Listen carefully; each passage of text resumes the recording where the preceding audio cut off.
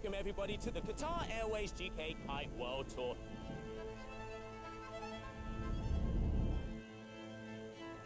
Inside the water, like everybody want to win.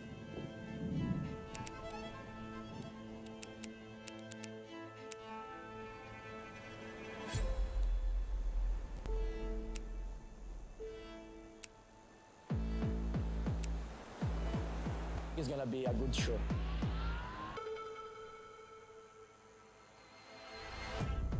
We now have like the best showcase.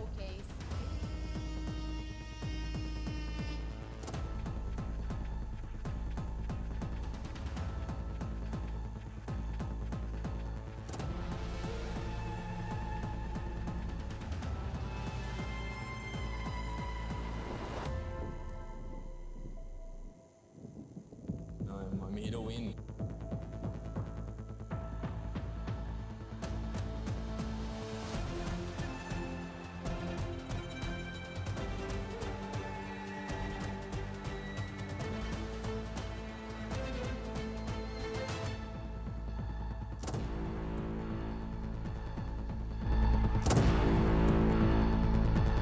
For me, freestyle is everything in my life. Pressure is a privilege, brings out the best in us. The level can fully be shown when the conditions are perfect.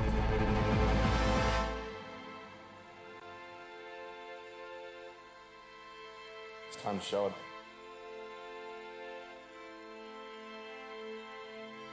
Let's get it. Who are going to be our new world champions?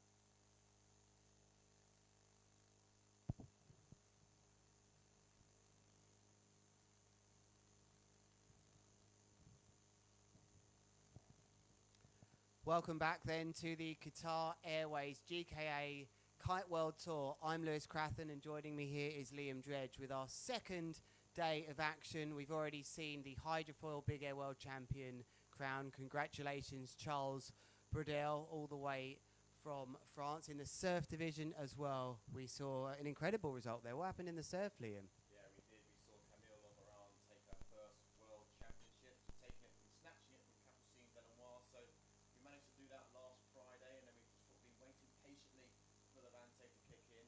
Some good win yesterday afternoon, but yeah, we've committed to today, and then tomorrow is also looking very, very, very good. It's been pretty impressive so far what we've seen on the water in winds that haven't been absolutely nuking, but we can see out on the water right now the guys are out there. It looks to me like we're going to get started with round one, heat number one of both the ladies and the men, and it's all about the big air twin tip department. Now we're going to run through some scenarios here, as this will be the event that crowns the big air world champions today. We had that event, of course, in France for the twin tip division, but we will also be wrapping this up here. This is the final stop really for the big air.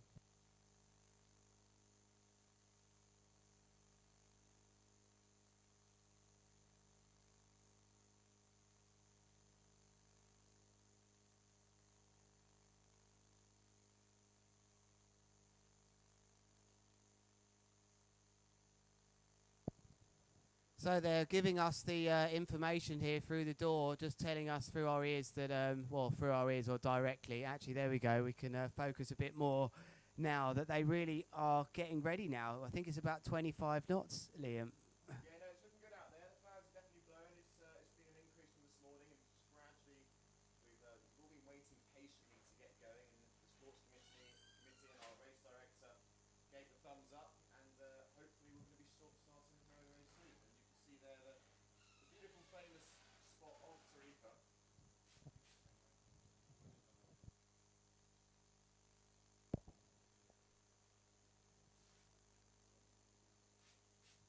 Looks like the riders are on around 10 to 11 meter squared kites. So 10 to 11 meter squared kites for the riders out there. If you're wondering how windy it actually is, I'd say it's about 22 to 23 knots out there.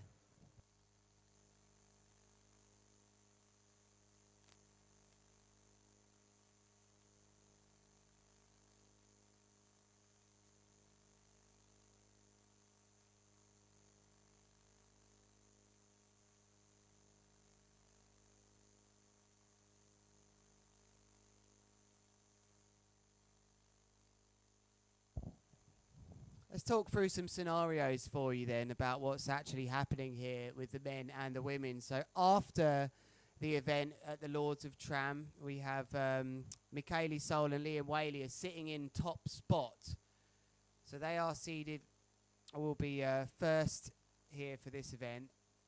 But really, what I can tell you about the scenarios here is it doesn't really matter so much, because Liam can't just think, oh, I can finish second, I've already won the event in France, because if he finishes second and Andrea Principi finishes first, he's going to take the win, Andrea Principi. It will go back down to, they'll be equal on points, but it's always about the most recent event to make a split.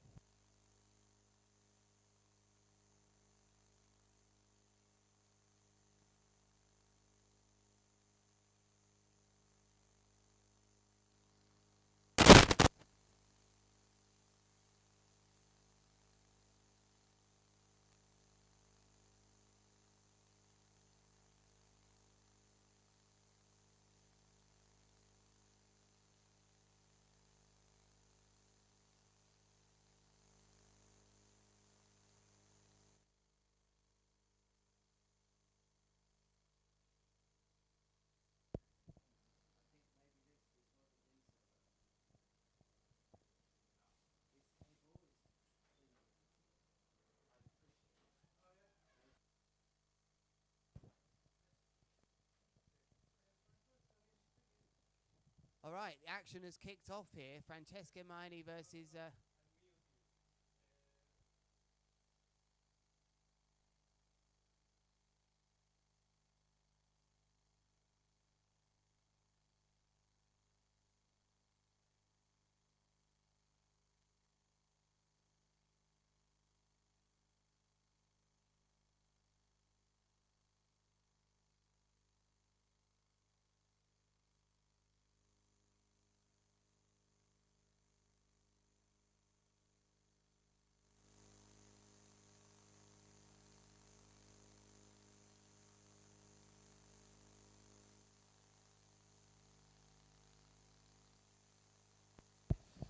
So here we have lovely view of Tarifa there. Flags are blowing in the wind, and a few of our riders just dialing down a few tricks. This isn't competition underway just yet. We're just finalising just a few things, waiting for that wind just to kick up that little bit more. And just the riders on your screen, they're just out there having a little bit of a play, Lewis. And just talk to us about this spot, you know, as a whole. Balneario, Tarifa, bang offshore, strong winds. You've spent plenty of time here in your career. I have spent time kiteboarding this amazing spot where you know, it's rare to get really strong wind and flat water and maybe some good waves, but I actually thought they were competing here. They were really going for it, these riders on the water. So, God, there's no way you can land that. Yeah, no. In he goes. So relatively calm looking sea for your usual Tarifa conditions. There's usually a bit more white caps there. It actually looks like a really chilled day. I bet there's some freestylers watching this thinking, I wish we'd had those conditions when they were thrown out here in the freestyle days on this spot. But it's a bit light, really, 21 knots. But with the equipment these days, I think the riders might be actually able to perform out there. Yeah, you can see just on the screen, we've got that wind reader down there, just showing at the moment 19.3, gusting up to around that 21, 22 mark. And then once we get competition underway, we're going to really hope to have the Surfer app as well integrated on the screen on the bottom left-hand side. And that will be able to give us some quite fascinating data, actually, Lewis. We had it at Lord of Trams, and it can show all sorts of things from your height, the distance travelled, and I believe the G-force as well that the riders go through on each trick. Yeah, I mean, having that live data has been absolutely amazing. The insight that we get for you from the riders that are carrying phones. Don't have to be your newest phone either. That was an outrageous landing there. Was that Michele Sol just landing like with no kite at all? Someone's out there practicing, I'm not sure. But back to that live data that we get from the Surfer app, we can really sort of justify some of the scoring that we're getting from the judges, and especially the metrics I like, Liam, are the distance covered, which if anyone goes over 100 metres, you know it's a biggie, which we saw in France. We've got the hang time, we've got the G-force, like you said, Liam, and of course we've got the height as well. So that will be showing up in the bottom left-hand corner. We've got the wind in the bottom right-hand corner as well. We look pretty set here for what looks to be quite a star-studded first heat of the ladies. Francesca Miani's always getting up to the podium. The podium.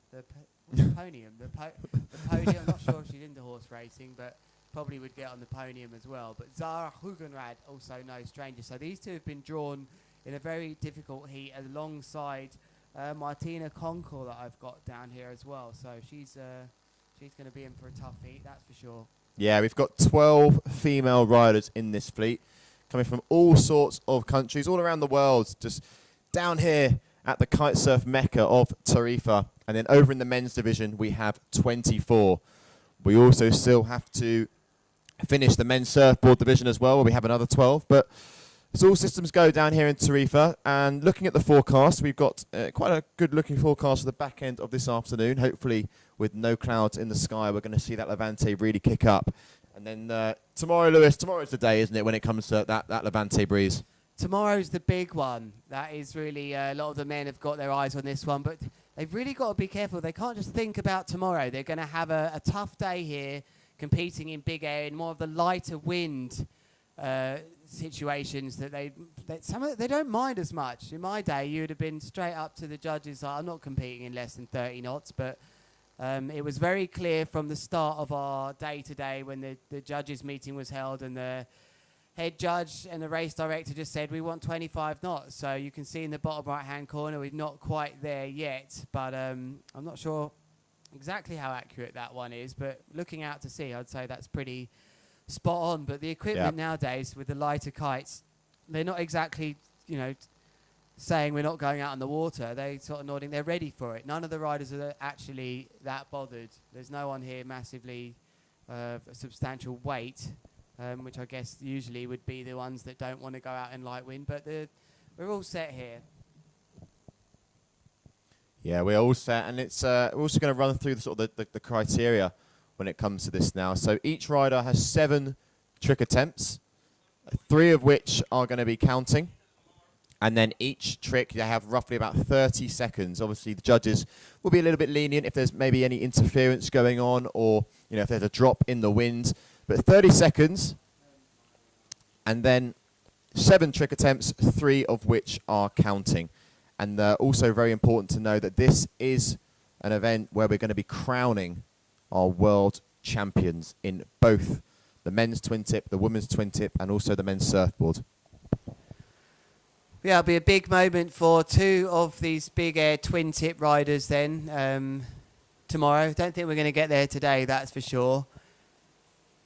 But there is the scene right out there now with the riders. Wind's just picked up to 23 knots. There's Lorenzo Casati practicing his surfboard skills just in front of you. And taking a big crash. But as you can see, the flag man there pacing around, getting ready to start his job for the day. And you can see not super high mega loops then coming in right now.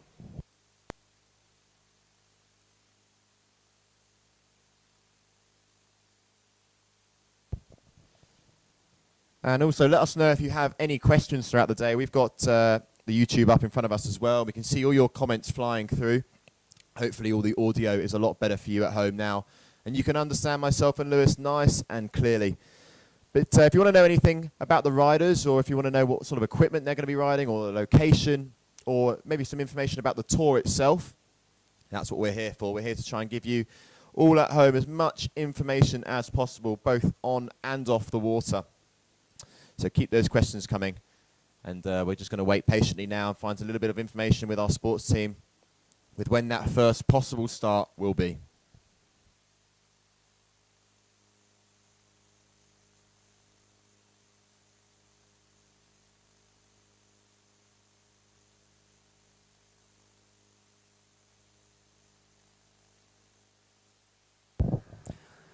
So let's take you through these scenarios then for the World Championships. It's time to actually look at what can unfold here in the TwinTip division. So we're going to start off with the men then. So let's remind you where the riders are seeded at the moment, and you can do the same. You can go to the GKA kiteworldtour.com/rankings, head to there or click the rankings, and you will be able to see all the disciplines.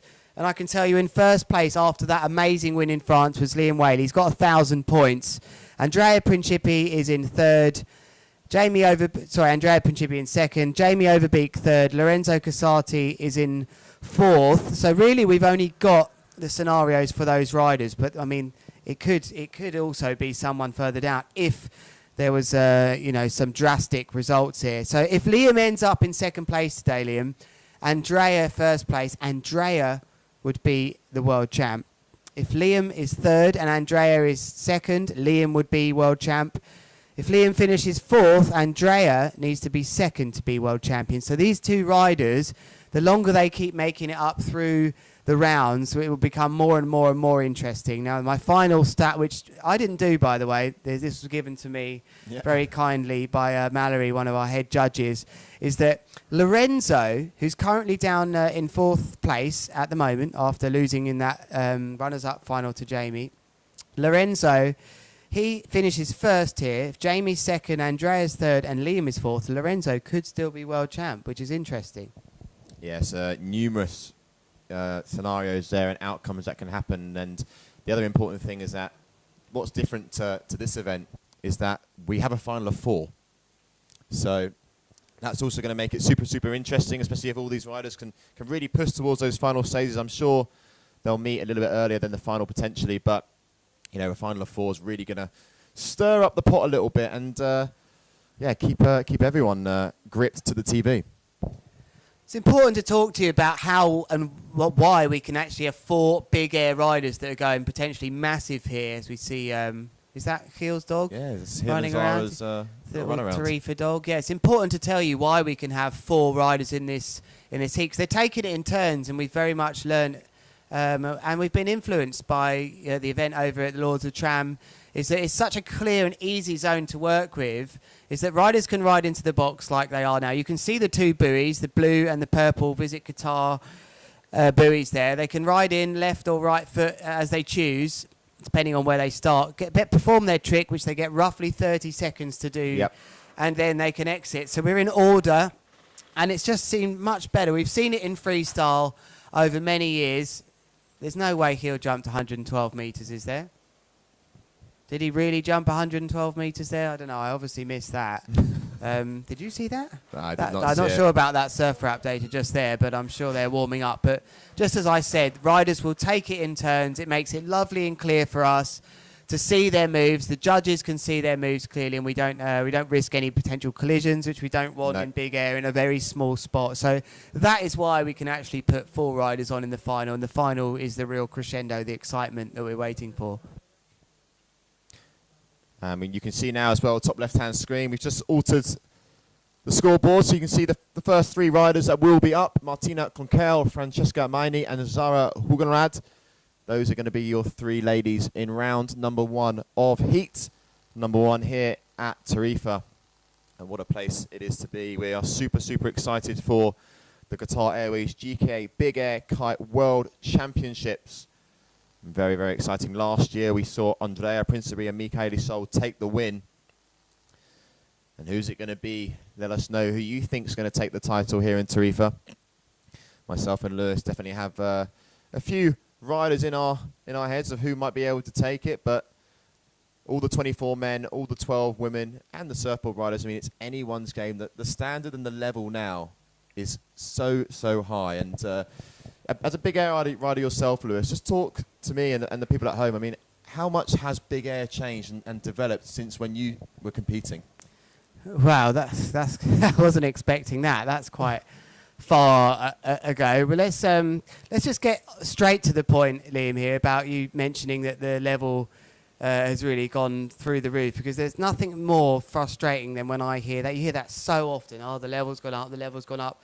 And I felt the other night at the awards when I said the same that I actually had to justify that comment and back it up. So what's really nice to talk about when we look at the short-term incredible advancement in what the moves the riders are doing, it was barely a year and a half ago, not even a year and a half ago, 18 months to put it in real perspective, that Gil performed the first double loop that we thought wasn't so much possible as we see call. There was a really big collision out there. I think that was Pippa. I'll have a word with her, but I'm not sure if that one was on your screens there, but we saw a guy unhooked nearly go straight into Pippa. But just to get back to that, a year and a half double kite loops. Now we're here at this event where we have potentially 4 rotations in a double mega loop, forward and backwards, so that's double contra loop as well that we can see, with a board off, with a tic-tac as well, and they're now starting to add blind landings in. So in that 18 months, that's not just men as well, and it's not just this discipline. The surfboard big air as well can now do double loops as well. This is a year and a half, by the way. And also the ladies department, no problems with double loops if conditions allow. So it's pretty impressive in 18 months. Yeah, I mean, it's just super crazy to see where the discipline is going and how these riders are pushing the limits of this sport. And I mean, even now, just while they're training, you can see some really nice tricks going down. You've got the likes of Arta Gilbert out there, Jasmine Chu's out there, just dialing down. I mean, obviously, lots of caddies as well. All the riders have their caddies here helping them. We're probably going to see a lot of, maybe even kite swaps, especially tomorrow with that strong forecast. Riders going out on maybe their 8s and then swapping down to the 6s, and that's where things are going to start to get with the old doubles coming into play. I think it's very fair to talk about equipment and to explain perhaps why there's been just such an advance in 18 months. I'm not shying away from that question, Liam, where you asked about what it was like during the start of my career, which was a long time ago with big air, and it was really all about who could take the biggest kite, who could get that kite to go level with them, and really who could. It was about keeping the bar sheeted right up to you. The kites performed very different, the sea kites. They weren't pulling into the wind as much, but now with the bridled kites and the kites being a bit lighter, it's different. And what the definition of a mega loop has very much changed. It's not necessarily about who could get the kite level with them, and the focus has somewhat come a little bit towards the rider rather than towards the kite, which it was some years back, certainly when I was competing the most in big air. So it's really allowed those riders that were amazing at big air with board offs and rotations to get back into this thing. And someone like Aaron Hadlow, that was always a master of big air, that focused on freestyle for many years, it's really he couldn't believe his luck. Riders like that, it allowed some of the older guys to keep up here as well. But the younger guys, skipping that generation of freestyle now, some of them 15, 16 here, didn't really focus so much on freestyle like what was necessary to get into competitive kiteboarding. But because big air now is just so big, it is one of the most attractive disciplines of kiteboarding from an early age. A lot of the young riders just want to go and do big air. So that's why we've got this lovely mix of sort of younger and older guys. When I say younger, I'm talking 13, 14, 15, some of the best guys in the world. But we've also got the Aaron Hadlows, Mark Jacobs, that are during the sort of late 20s and 30s. So it's a really nice mixture of kiteboarding. And then what's lovely to see from my perspective is that we still see people unhooking. When the wind maybe isn't 40 knots, there's riders still unhooking, there's riders landing to blind. The variation here, as we see another unhooked move, because the wind's allowing, and it's really utilising like a massively broad spectrum of kiteboarding. It's a great time for the sport. Yeah, no, it really is. Couldn't have said it any better, Lewis. And I'm just going through some of your comments now on the stream.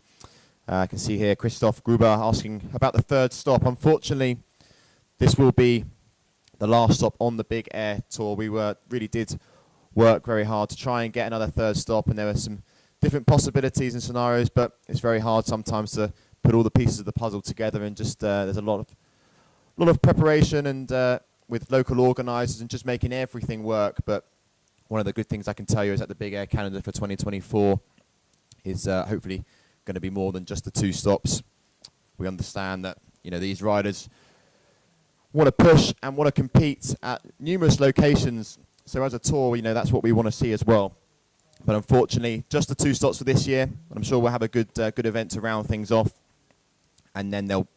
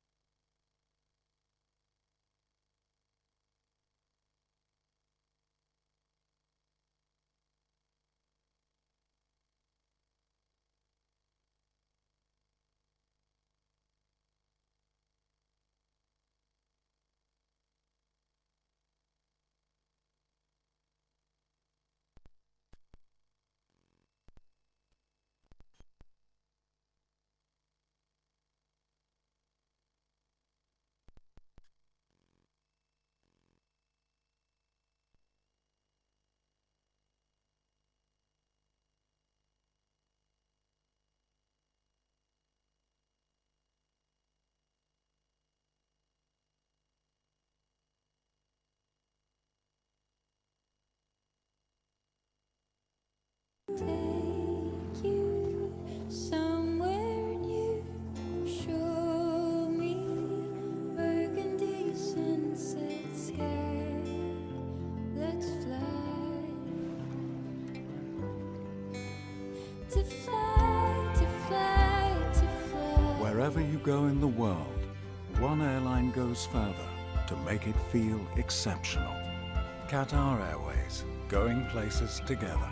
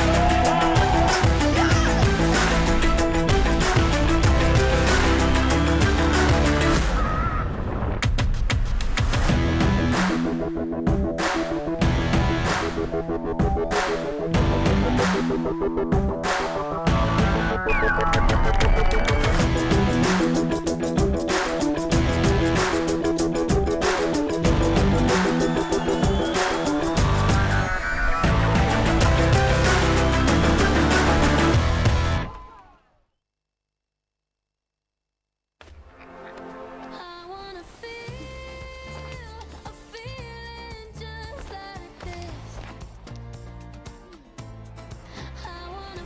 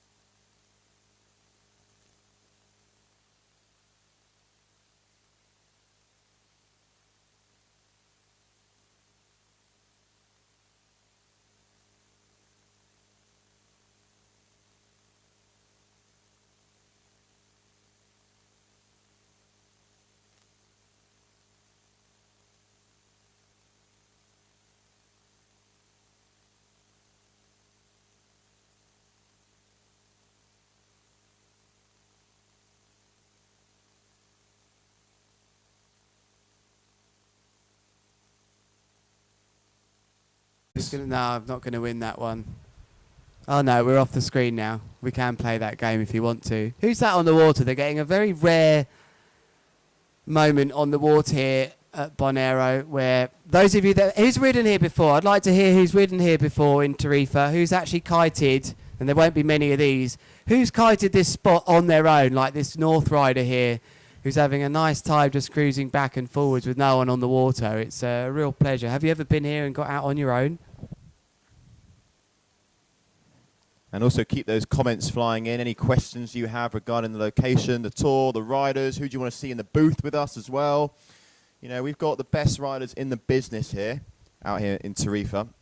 So if you want us to try and get the likes of Andrea or Liam or someone like Mika, Natalie, you know, maybe James Carew, Ayrton, if we can find them and grab them for you, let us know what questions you'd like us to ask them as well. You know, maybe how they got into kite surfing or what their plans are after this event. You know, the world is our oyster. The best in the business, the best in the world are here. And we're right on top of it all. So we are here at your will. I can see out in front of me at the moment Beto Gomez coming out of Colombia there, just fine-tuning his gear. You can see that kite up in the sky. That yellow duotone, that's here he is on the beach. Just tweaking a few things. And how important is it, Lewis, like when the riders, you know, just getting that cut up in the air, getting a feel for the wind, making sure that bar's nice and level, no lines are stretched?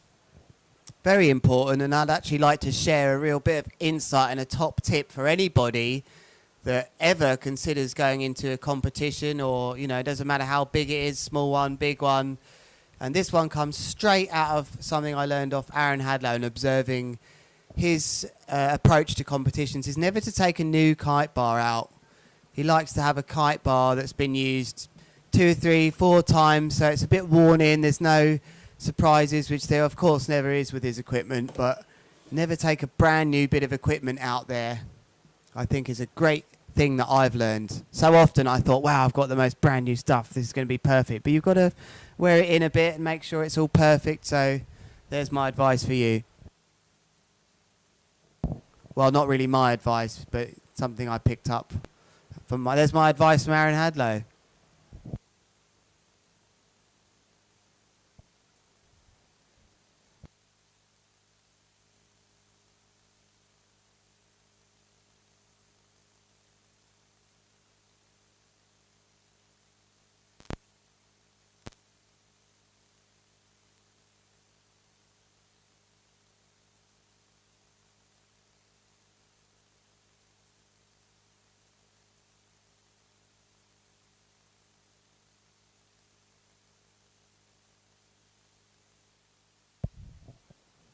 And just while we wait for a little bit more information from our sports crew, everyone, we're going to throw up the highlights from what we experienced with the hydrofoil and the surfboard. So we're going to go for an interview first, and then we're going to throw in the highlights.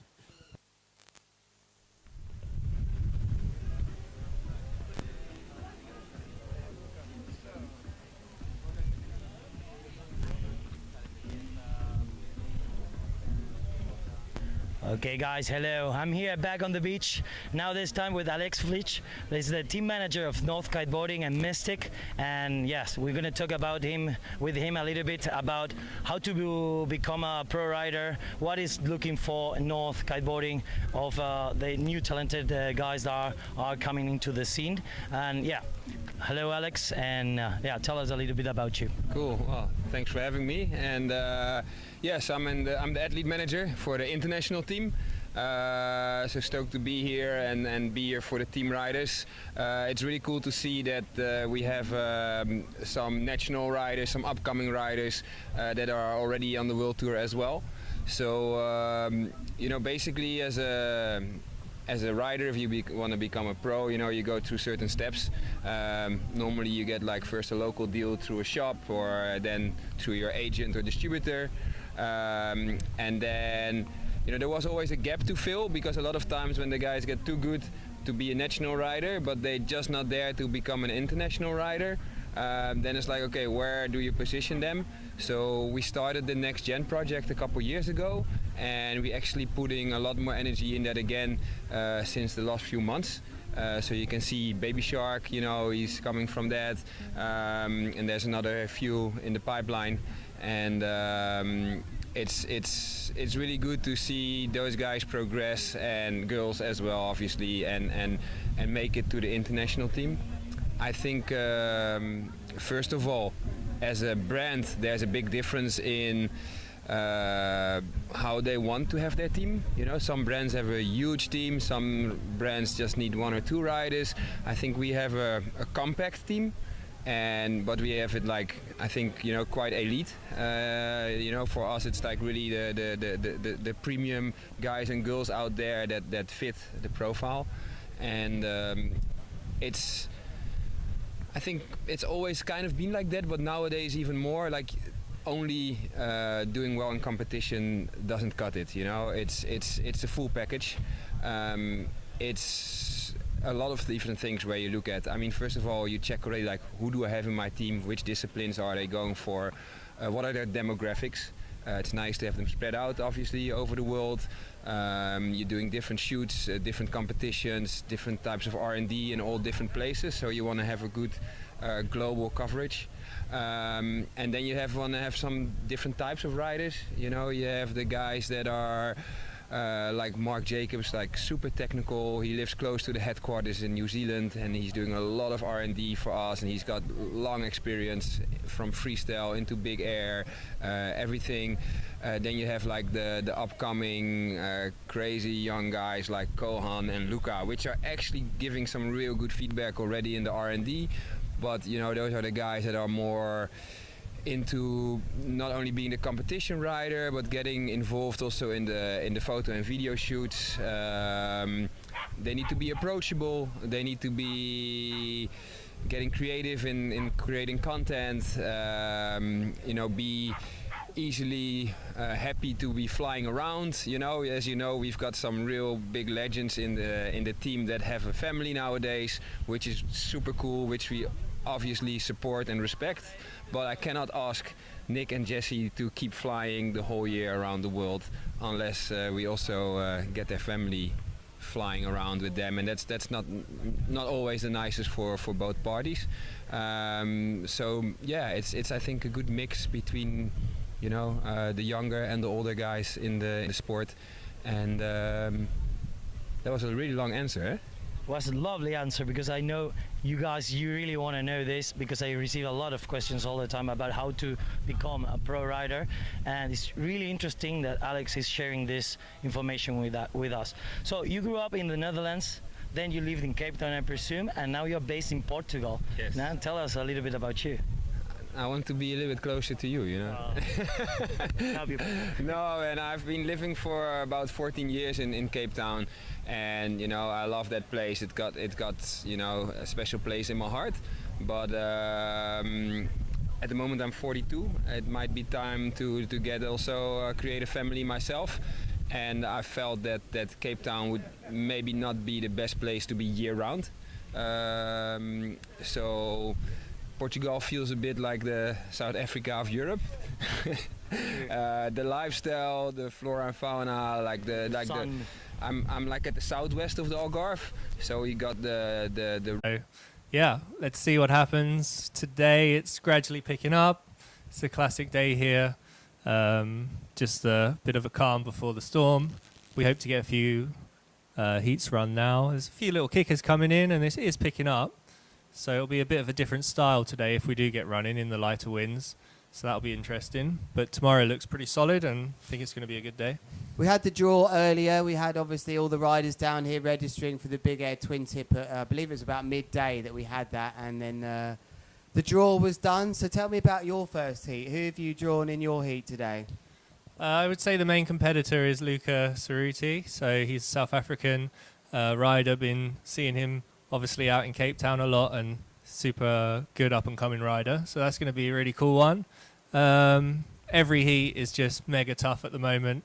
It's just absolutely stacked with amazing riders. All these young up-and-coming kids are just, yeah, difficult to beat these days, that's for sure. So, yeah, it's going to be interesting. But I'm feeling good. Like, I've had some good training. I'm feeling fit.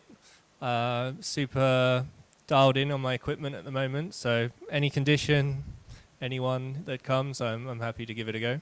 You obviously had that really good performance up in France at the Lords of Tram, where you just was pipped out by this year's Red Bull King of the Air winner Lorenzo Casati by less than a point, I believe. But I do want to just bring up something you've just mentioned there about any conditions, no problem, light wind, because that's just so different than it used to be. You'd be walking around out here as a big air rider now just thinking, oh, 20 knots, this better not be you'd be walking around desperate for this thing not to start. But that doesn't seem to bother you these days. Can you tell us what's changed?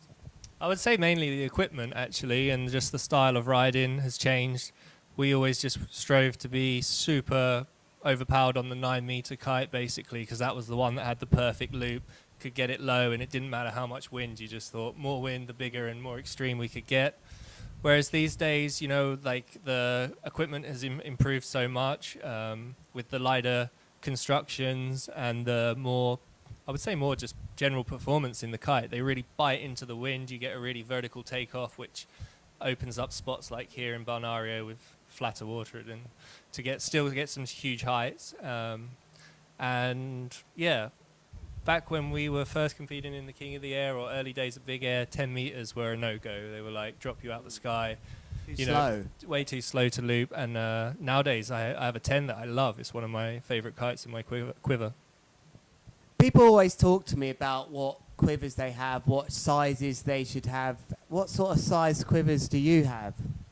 So I'm happy to just, for Big Air, to travel around. I actually have a lot of kites, obviously, but it's only in a small range. So I actually have a 6, 7, 8, 9, and 10 Evo D-Lab, so all the same. Something we've been working on quite heavily in the past years to get that Alula construction, lightweight, high-performance kite working. So, yeah, I just have the luxury of having, obviously some very high-end kites and the sizes I need for that. But there's just no more question anymore, you know, whereas before I was like, oh, maybe this model, maybe that kite works better in this wind. I just know those kites work when you have them in the right window perfectly. Now, of course, every recreational kiteboarder can't afford every single size, but I think what is interesting for me, Aaron, is that when it gets stronger and stronger, that wind, the 1 meter increments that you go up are making such a big difference. And I think it's very common with the big air riders from even 11 now down, they will have every 1 meter down. If you think of the difference in sizes and percent of the size, it really does make a difference. So what would you say, if you could go on any size kite out there today, what size would you tell me? If I could only pick one for any conditions, then I would take I have an 8 meter Evo D-Lab that just deals with the lot, basically. You know, you would be a bit underpowered in this, but it would work. It is on the lighter side, but it's a kite I could hold into very strong winds, has really good performance in the low end of Big Air, let's say. Still quite powered, obviously. So that would be the one size I would go for. But if you have the luxury of having a couple different sizes, I think 8 and 10 would just cover it really great.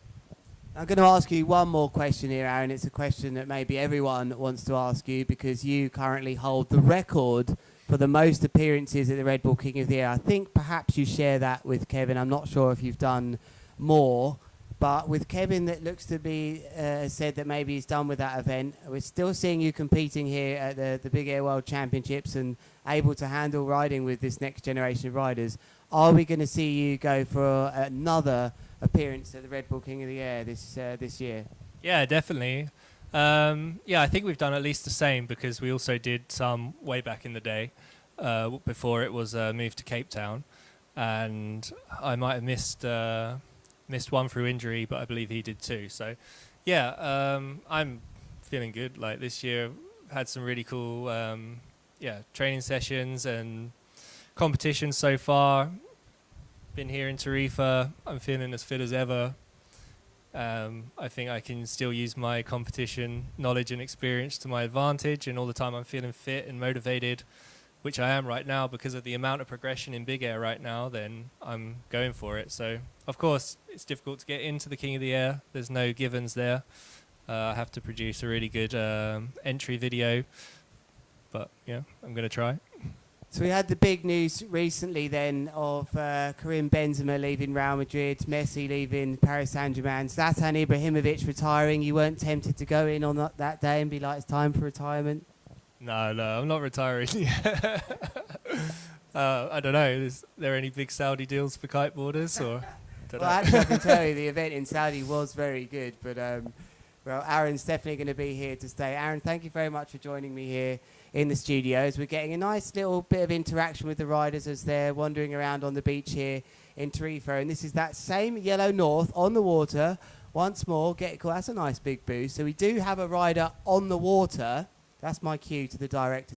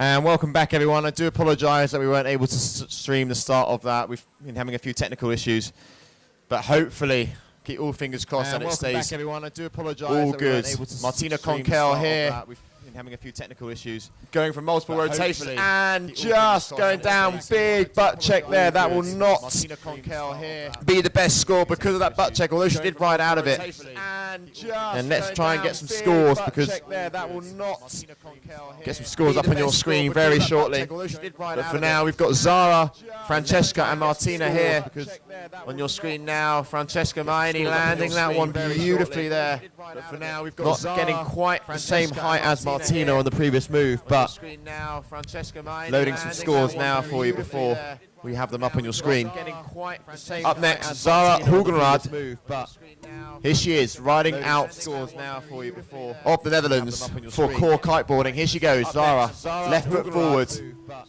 Wind here is she nice is, and strong riding now, out about 25 to 30 knots, goes of the up. Netherlands for Goes core that kite loop kiteboarding. front Here she goes, roll and Zara, landing left foot it forward. beautifully there. Wind is nice and strong now. Zara about actually looking like she's on 25 to 30 slightly knots, bigger goes up. kite Goes than that the other kite two loop riders. roll And landing it beautifully there. Wind is nice and strong now. Zara about actually looking like she's on 25 to 30 slightly knots, bigger goes up. kite Goes than that the other kite two loop riders. roll and landing it beautifully there. And here we have Martina Conkel, got a bit of a pop like a freestyler. You see there, just getting off the water, loads up, and goes for that front roll mega loop, and eating all what is in the sea there, going face first, down and out, really pushing the limits here. I mean, you gotta push the limits, as myself and a good friend Joe say. You got to break a few eggs to make the omelette.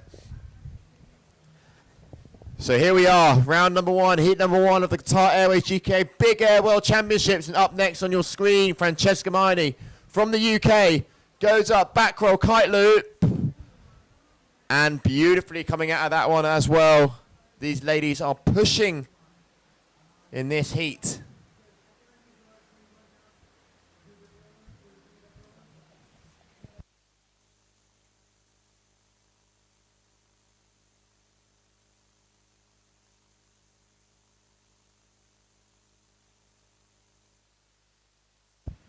Zara up next, left foot forward. That is her preferred foot forward. She goes up. Looking like she's not going to land that one though, as she's not getting enough height. It's not swinging underneath the kite. Needing to go that little bit bigger. Interesting. Martina's choice as well. She prefers to jump right foot forward, where in this location, actually, you'll see most of the riders jump with their left foot forward. And there you have the red flag. So red flag now up in the sky. That's heat over, and I'm going to find out right now those scores.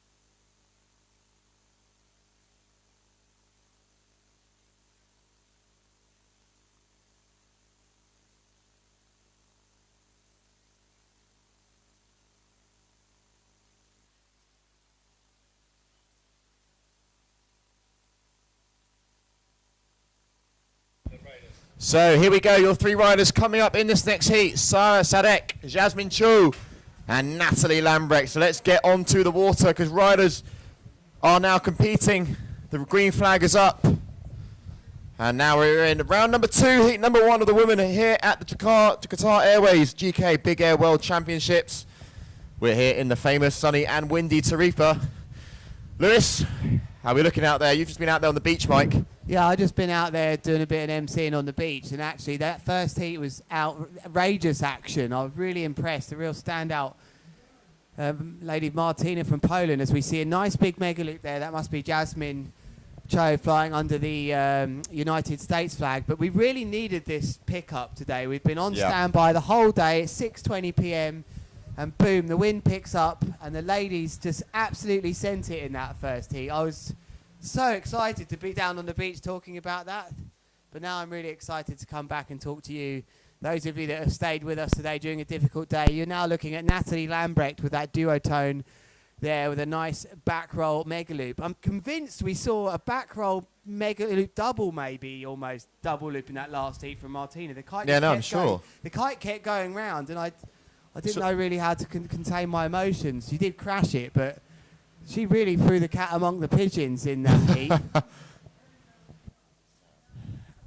So yeah, this is Sarah here. Cool, lovely technique on the back roll mega loop.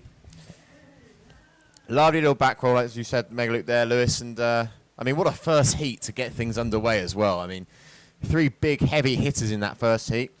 And we talk about the lineup of this event. I mean, every heat has got a big name, and it's just, I mean, it's anyone's game. And on your screen now, Jasmine Cho going left foot forward.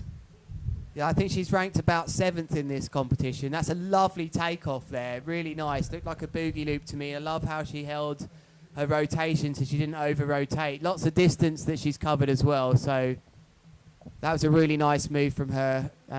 Even the names you don't know. That's what's impressive here. Is the names you don't know. But, I mean, I can't stop banging on about that first heat. That was amazing from the Polish rider. She was absolutely sending it. And I haven't seen the scores actually to see where she came, but she was up against 2 big hitters, as you said, and I don't know how she got on, but I feel like for me she was really riding well. That's a lovely takeoff then from Natalie Lambrecht. Didn't quite see the kite there. I picked it up a bit late. What was that move? Going for a front roll kite mega loop there, looked like.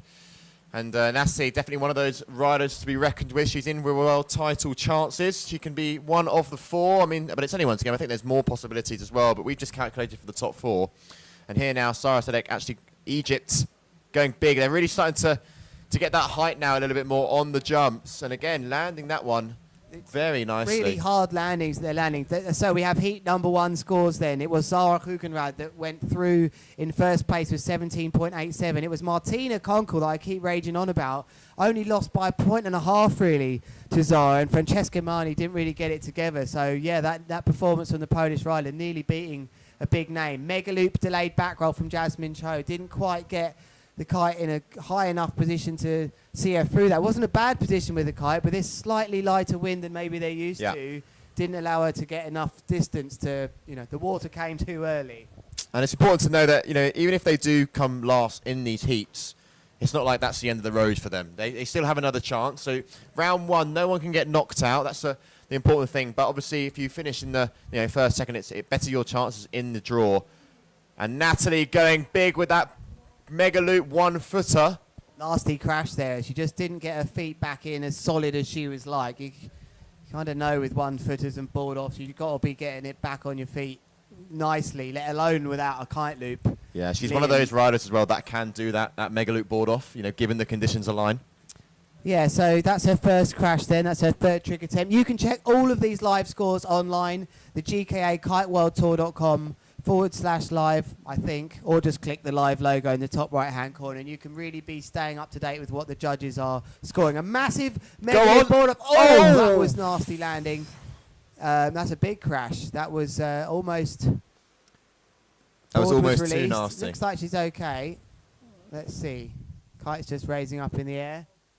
Well, that's. Oh no, we've got on our screens. And the board came off there. What I don't like to see sometimes, which is scary to watch, is when the board comes off and lands near them. Landing on the board can sometimes be the biggest risk. But it looks like she's taken a big caner there and she's okay. So it's currently Sarah Sadek. Those of you Egyptians watching this would be rather happy about this. Almost a bit of a battle here between Natalie Lambrecht, who flies under the Swedish flag but actually spends a lot of time in Egypt. Yeah. Down at the Makani Beach Club down there. So the Egyptians will be pretty happy these two are in first and second right now. But now it's Jasmine Cho to go next, Liam. Yeah, she's just loading up, going for that. It's just nice, easy kite loop there. Wouldn't quite say didn't get a lot of height. Really not swing under that one. And hopefully soon as well we'll be able to integrate the Surfer app onto the web page. That'll be very soon. Be able to, we'll be able to get 7. And Sarah again there going for that mega loop board off, but just not getting any height at all there and just going straight down. Thanks for joining us wherever you are around the world. Do let us know. We actually I feel like we need to say this. We need you today. Let us know how this is going your end. We want to know that this is loud and clear and you can actually see something. We've had a tough day today down here, it has to be said, but I think right now we're looking pretty solid. We've got the wind down in the bottom right-hand corner. We've got the scores which appear to be accurate, and we've got the riders on the screen. So do let us know how this is looking your end, and maybe let us know who you think's going to win each heat, who your best fans are. You are the fans, and of course you're the most important people, apart from the riders, of course, all the event crew, the judges, cameramen, filmmakers. We're all equal, really. There's a nice big mega loop from Jasmine. Not quite the height. Perhaps the wind's dropped slightly in this heat, Liam. Yeah, you can see there 21.1 is what it's currently reading. I've been about 15 minutes ago. It was definitely more on that 25 knot mark. But yeah, it's been a little bit up and down. Wind's been a little bit fickle throughout the day. We got the green light from our race team to get the competition underway because it was looking really good. We had sort of like a big training session, wasn't it? Like all the top riders in the world were just out having a bit of a party about half an hour ago. And it got a bit out of hand. It actually just got really impressive, enough that the race director just felt he had to start this thing. You had riders on surfboards doing massive mega loop back rolls with it's kind of always a board off, I guess, with a surfboard, but they were taking the board off a bit further than it usually is. But this is our heat number 2 then of Natalie Lambrecht. She is up against Sarah Sadek and Jasmine Cho, and it's Sarah with a bit of the shock at the moment, with Jasmine ranked a little bit higher than her, seeded higher. She's quite consistent. She's going to have to pick things up. Now, Natalie is really riding well. She won't be too fussed, I don't think, if she doesn't land anything bigger at the moment. Big scores for her already. Here she goes then, left foot forwards, Liam. Let's try and think about what she could be going for here. It might be... She doesn't contra-loop this way, so what is it going to be? Mega loop delayed back roll. Nice. Textbook there. Very well done from Natalie. Yeah, and in a bit of a driving seat at the moment. So nicely, comfortably in first position, but still a few more scores to come in. Let's just remind you, it's 7 trick attempts, 3 of which will be counting, and the riders have about 30 seconds for each trick. It's clearly not getting the height now, I think. What nearly an incredible landing. She really nearly took that landing. She just couldn't hold on. At the very last second, she got spun out. And I'm sure she won't be finding that too amusing, but for us, we really felt she was riding away with that, Liam, and didn't quite take it for Sarah. So Sarah's got to watch out, though, because Jasmine still hasn't got a third trick on the board. Still needs that next trick, and she's loading up now, going left foot forward, riding into the box. Trying to get that little bit of a gust for Jasmine here. Up she goes, going for the back roll. Very much a delayed loop there, but... It's not going to score well, that, no. Liam. I think that's going to be maximum 2s in the 2s there, unfortunately. She only needs a 4.37 with that move, though, to try and get into second place, which might be what she has to do now. Natalie's really taken the heat by storm. She looks like she's on a way bigger kite than the others. Yeah, she does. Looks like it's at least... Might be a 10. I don't know. Maybe. Just the way it's turning. Yeah, maybe you're right. I would like to see. Yeah, I think you're right. I think it is a 10. Have I called it there? You have. I saw 2 digits on there. Well, I'll take that. Yeah, so Natalie really showing that the bigger kite is helping. There's a lot of cloud cover here right now. It's a bit unusual, the weather, that has to be said, but that's still 23 knots coming in there with your wind stats to the bottom right-hand corner. In now, left foot forwards then comes Sarah, currently sitting in second place, which you might have to try and hold on to. Mega loop 1-footer at least was being attempted. It looks like she there. wants to go for that mega loop board off. She's like desperate to get it. We sort of crashed that two of them, and it's every time she's like reaching down on the board, ready to take it off. So, but I think, you know, it just needs to be a little bit more windier for that, you know, or she needs that little bit maybe of a kicker to just help her get that extra height. So thank you for your comments here. Great question there. Someone's asked, if it's 21 knots, why are you saying mega loop? Now, if you'd asked me that question maybe 6 or 7 years ago, I'd have agreed with you and said, well, no, you can't say that. But after what I've seen in 21 knots with this new materials, lightweight equipment, guys and girls that are capable of looping the kites in 21 knots maybe, I think maybe I've changed and I call it a mega loop. But that's the great thing about the mega loop, that it's like a photograph. It's up to you whether you want to define it as good or a mega loop. And that move right there with that mega loop, 1 footer, where she couldn't have had the foot in the board very well at all there, but Natalie Lambrecht risking all there with that big move. And that is the end of the heat with that move. Yeah, it's looking like Natalie's quite going to comfortably go there. Nice to end it on a high there for her. She's one of those riders, Lewis, that you see her on the tour at multiple slots, because not only does she do the big air, she also competes on the Freestyle World Tour as well. So Natalie this year has been in Qatar, she's been in Colombia, she's been in Lord of Trams, which is in France, now she's here in Tarifa. She's been back and forward. She came from Venezuela last week. She was out in Venezuela. So, I mean, she's definitely getting her air miles. But there you have it. There are the final scores on the doors with those three riders. And next up, let's have a little look who we've got next, because we're going to see some big names in action. We're going to see Nora Clement from Denmark, Justin Avril from France, and another French is Angélie Boyot. So, yeah, three very, very good riders, and just hoping that the wind stays and picks up that little bit more.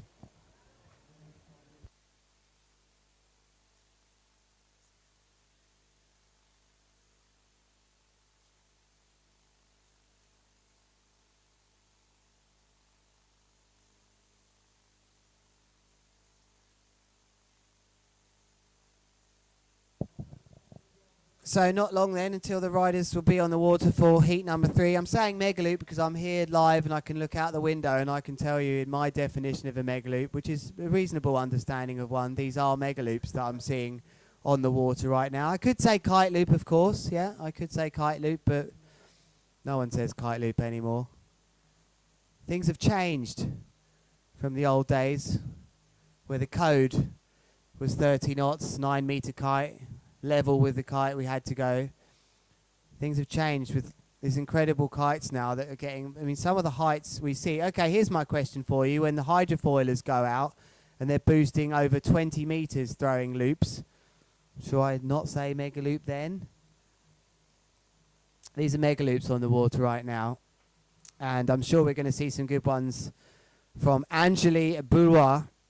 Thanks for your nice comments there. I think we almost had 2 nice comments in a row there. Yeah, we are going to maybe push for... Let's see if we can get 5 by the end of the day. That'd be a real nice, but at the end of the day, you must respect the honesty of the comments today. It's been a tough day for us, and I liked Marv Bennett's comments. Thanks for doing this, Lewis and Liam. It's almost like they know we've had a tough day, but we do it for the passion of the sport.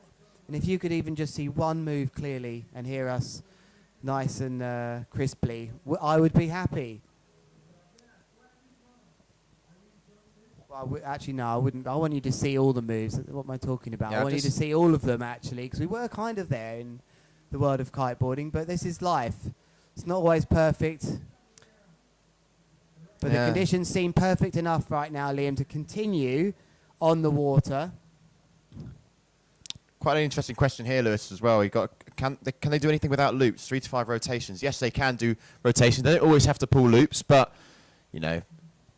And that looked to me that, yeah, I see your point now. That kite loop there looked to me that, like, perhaps, who was that on the water? I'll get my scores up here to find it. Angélie, I believe. Who have we got here? Why have I got round 1, heat 4 up here? That's not what I want to be seeing. Round 1, heat number 3.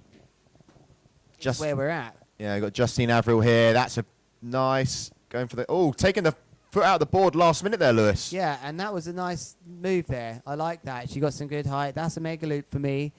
that one. But like I said, it's like it's just like beauty. It's a mega loop is in the eye of the beholder. It's definitely the way.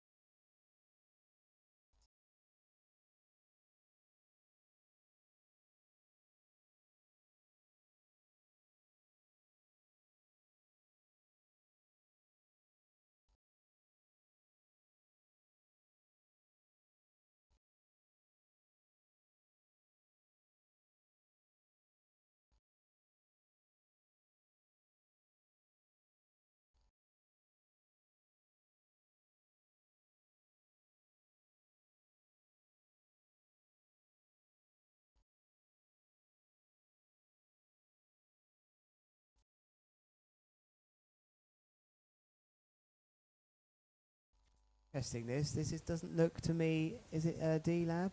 No, it's an Not. SLS, that one. That's an Evo as well.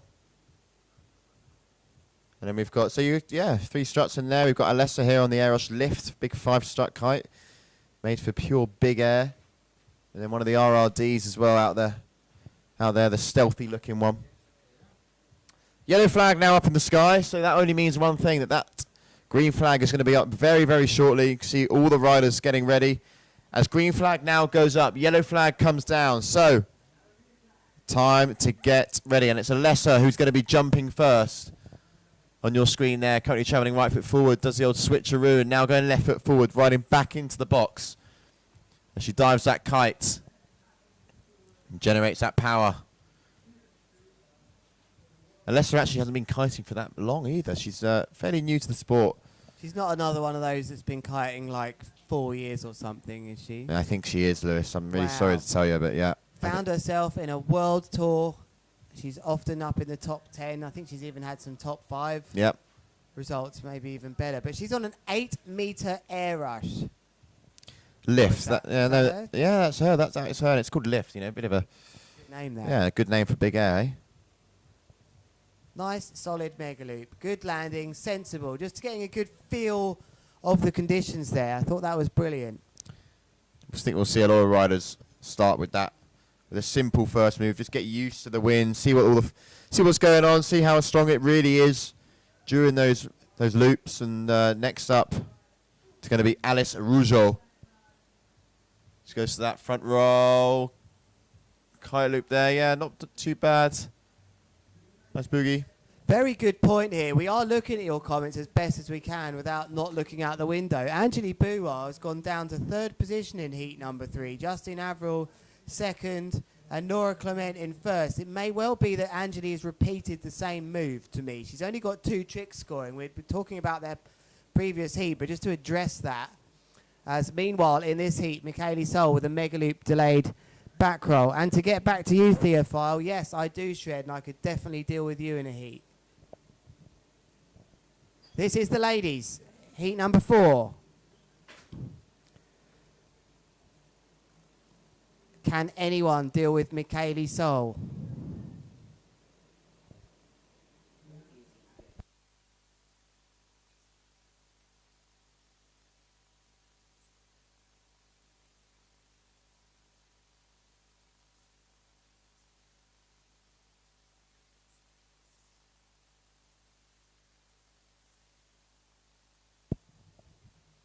In 1st place in this heat, then Michaeli Sol. 2nd, Alice. How hard is that to say? Alice and Alessa. I think that's what happened there. So clearly a bit of a difference in scores for these riders, but they'll get 3 of their best tricks counting. Wind just dropped a little bit now. Oh, that's a very forced mega loop delayed back roll. Bit of a butt check there. Sometimes it feels like that move on the opposite tack. You really have to force it. The most natural one. Not saying that wasn't a natural one, but it just wasn't in touch. That's a lovely doobie loop. You tell me that isn't a pretty extreme move. What a lovely move that was. That's a doobie loop, and I can definitely warrant saying what that is, in my opinion. She's got that move down so nicely. Really sends the loop in a 2nd roll, which is how I think that move should be done. And of course, you can just say whatever you think the move should be done, whether it's a mega loop or a kite loop or not. Completely down to you, because people can say what they want in life. Thank you for that. It took me 38 years to realise that. Just going for the front roll there. Alessa there, currently sitting in 3rd position. Michaeli Sol in 1st with that 6.83 for that last move, which was very impressive.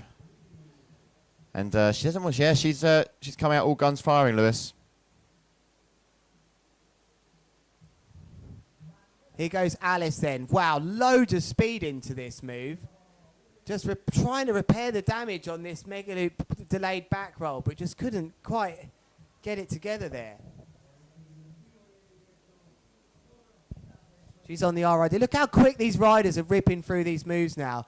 Lovely boogie loop from Michaeli Sol. All these riders felt, look, we're okay with demonstrating our big air, and I think most of this attitude about conditions not being windy enough for big air maybe stems from those that haven't had much experience with kiteboarding competition over many years. We're in a situation out here now with Tarifa where we have a very limited amount of days where we can run things. There's literally one big day tomorrow. Nice back loop, mega loop with a double roll. Lovely control as well there from Alessa Mensch from Germany. She needed that move down in third. But just to get back to what I'm saying, the riders are happy to go out there, and they're sometimes in positions where they might not get a result. They're all happy to go out there. We'll be performing big air around the world in different areas where we won't always have the 30 or 40 knot. I was one of those riders, Liam. Straight up to the judges. We can't run big air in this. All the men out there right now could deal with this. They could go out there with their new lightweight kites and give us the best show that they can do. They'd probably start unhooking. We might see that even with the ladies. It's about using what we have on the water, and the longer you're in kiteboarding, the more you'll realise that. What a back roll mega loop and a lovely landing. Yeah, really nice. I really like that from Alice. I hope she's not penalised with that little butt check. That was what I was going to say, that tiny little butt check. I do think the judges will be taking that into consideration with the scoring, but definitely there. You can see 6 meters. I know we want to see a little bit higher, but Michaeli Sol there just going for that mega loop. Looked like she wanted to try and grab the ball, but didn't actually quite get any hand on the back of the board there. Yeah, just bailed out of that move. I think she's in a good position in this heat. She's got some big scores on the board already, and if I have a look, I wonder if it was in the same trick category. Probably not. She had a kite loop back roll, kite loop front roll. Her 3 tricks aren't actually coming through on your screens right now that I can see on the back end. So she's currently... oh no, apparently it was in the same category. She's already done 2 kite loop front rolls. That's what's happened there. So that's why you've got 2 moves on your screen. There's another nice move then from Alessa, doing the best she can in the conditions that we have. And just having a look at some of your comments. Yes, Mika is on the Evo SLS. That is the kite she is riding. And up next we have Alice, looking pretty loaded actually. Yeah, on that RRD. There we go. Nice. Oh, she fights out the land. She's just not getting that extra metre of height she needs to land that move comfortably on that kite. So looks to me like the pattern for this heat. We're sorry and apologise. You don't have all the scores on your screen as we do on the back end. That's the perks of being in the booth though, Lewis. We can have a little look at what's going on a little bit more in depth. But looking at the scores, Michaeli Sol currently in first position, Alessa second, Alice in third. We still do have a few more scores to drop.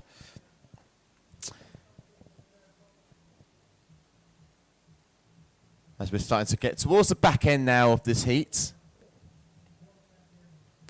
Still some moves remaining for these riders. Green flag is still up in the sky, but Michaeli Sol taking the board off here. Oh, she's just showing her and everyone on the beach why she is the rider to not be messed with. She's looking for that title here, that another world championship. Do you reckon you could do that move, Theophile? Say that again. One of the guys on this comments called Theophile doesn't think it's extreme enough. Does he not? Totally his opinion. Everyone's allowed their opinion exactly, here. you know. And I think we're seeing some pretty impressive stuff today. Do thank you for joining us today. No hard feelings, Theophile. I'm sure you're a we're all great friends rider. here. Never seen you competing though, but I'm sure you're a great rider, and we're very stoked to have you all on board with us. We know we've had a hard day technically today, but we've got through. It must be nearly 8. It's 6:57 p.m. We're nearly at Cerveza o'clock. Yeah. But we're out here. The sun is still shining. That's down looping the kite. Then I think this is Alice. Right foot forwards. Was that her move, or is she loading up for her move? Yeah, it looks like she's loading up here. What's she going for here? She's unhooking? Sort of no, just I like don't think so. I think go she from may heels well to toes there a little bit. But let's have a look. It looks like Mika is now engaging. She's using the kickers really nicely here. Back roll into a mega loop. Nice and controlled. Mika's had a walk in the park, really. It has to be said in this heat. I'm being told that we'll be starting with men heat 1. Now this will be really interesting for those of you that think this wind isn't strong enough for big air. I'd also like you to not take that bottom right hand corner too seriously. That's kind of what we're being told the wind speed is. It actually is quite accurate, I think. But let's judge it by what we see that comes up from the men. I think we've seen some impressive stuff from the women. Lots of speed into this move. Nice little boost. Not sure that's going to count, however, though, Liam, from Alessa. Some scores still to drop.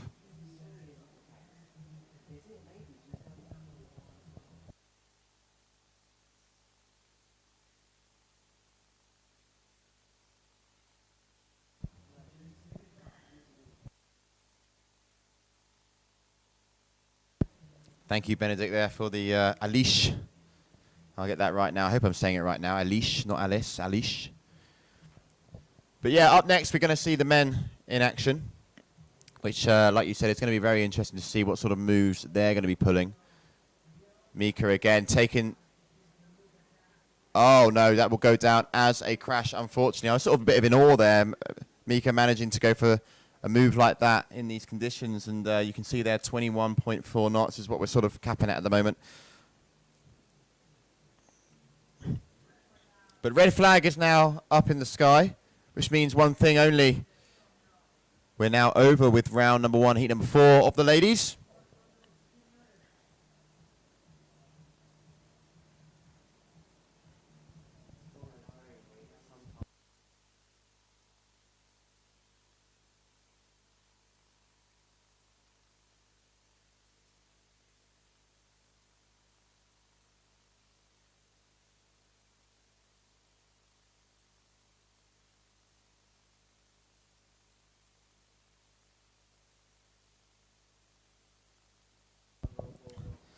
And still some scores to just be initiated on the judging platform at the moment, just to reboot and get nice and live for you. Some scores still to drop for some riders. And I'm just now seeing some of the men start to warm up. So while we're waiting for scores from Mika to drop, we're now going to have a little look at who's coming up next, because it's going to be good. It's going to start getting a little bit interesting now. I know it's only round 1 and no one can lose, but we like to know what's going on next. We like to know who's up and who's going to be on the water. Big air kiteboarding could lose if the wind dropped down to 17 knots. So there we go then. Round 1 heat 1. Look at that for a bit Oh, of that info. beat me too. I was looking on my Blimey. laptop. Who have we got in there? Lucas Gramstrup, Josu San, and Jabo, Jeremy Bolando in this first heat. He's out on the water now, just having a bit of a practice. He looked like he was going high enough then. Yeah, Kite looks... I don't know what size kites these guys are on. I'm trying to try and have a look. And we also have Jose San, also known as Baby Shark. I don't know where that quite comes from, but I'll have to find out. Well, the AP flag is actually now flying up in the sky there. So AP flag is up. And I'm actually going to go and pop out because I want to go and find out why that flag has been raised. Whether that's something down to the conditions or something else. So I'm going to find out. So just excuse me for a couple minutes.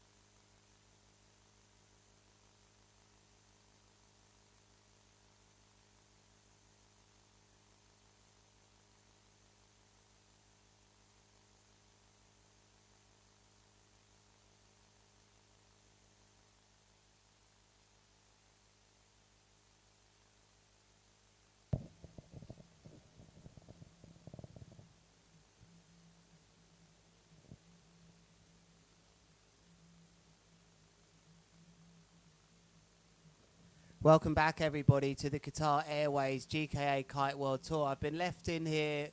Go on, I'm very much. Someone needs to sort the contrast out. Do I really have to speak to you like that?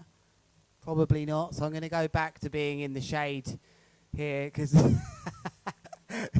Hi, everyone. Goodbye, everyone. Thank you all for your patience here today. We've had a tough day, I know, and I am very much enjoying talking with you. I need to make an apology to Theophile, who I actually completely got your comment wrong. You were standing up for the action, and then I went on to really go nailing into your ability to ride. Actually, thinking about it now, I think you could hold your own out here, no problem. Would expect to see you, Theophile, on the podium. So we do appreciate your light-hearted comments, as well as mine, on the commentary, but I'm going to just focus a bit more on the action now. We just want to fill you in a bit more about, by the way, the director, if you can hear me, I'm actually very much in the shade, I think, so maybe we don't need to go into, you can hear me anyway back at home, but sometimes it's nice to actually look at you and talk to you when I'm in the live stream booth. The time is 7:10 p.m. and we're just on this standby right now because the internet's probably down, and I think it's the scoring system that's affected. Because if you think about it, isn't everything affected in life if the internet's down? It's not just our live stream here. The scoring here is relying on the internet. Your shopping and food groceries at home probably rely on the internet for that. Your happiness also may be down to the internet. So without the internet, we can't do anything. It's a miracle I can even talk to you right now without the internet.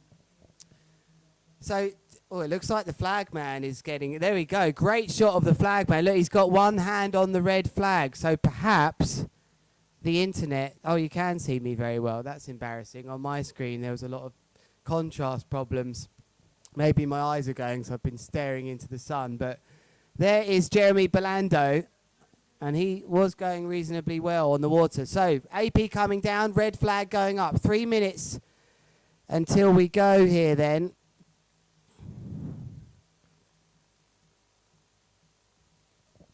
Hope you've got the energy for this.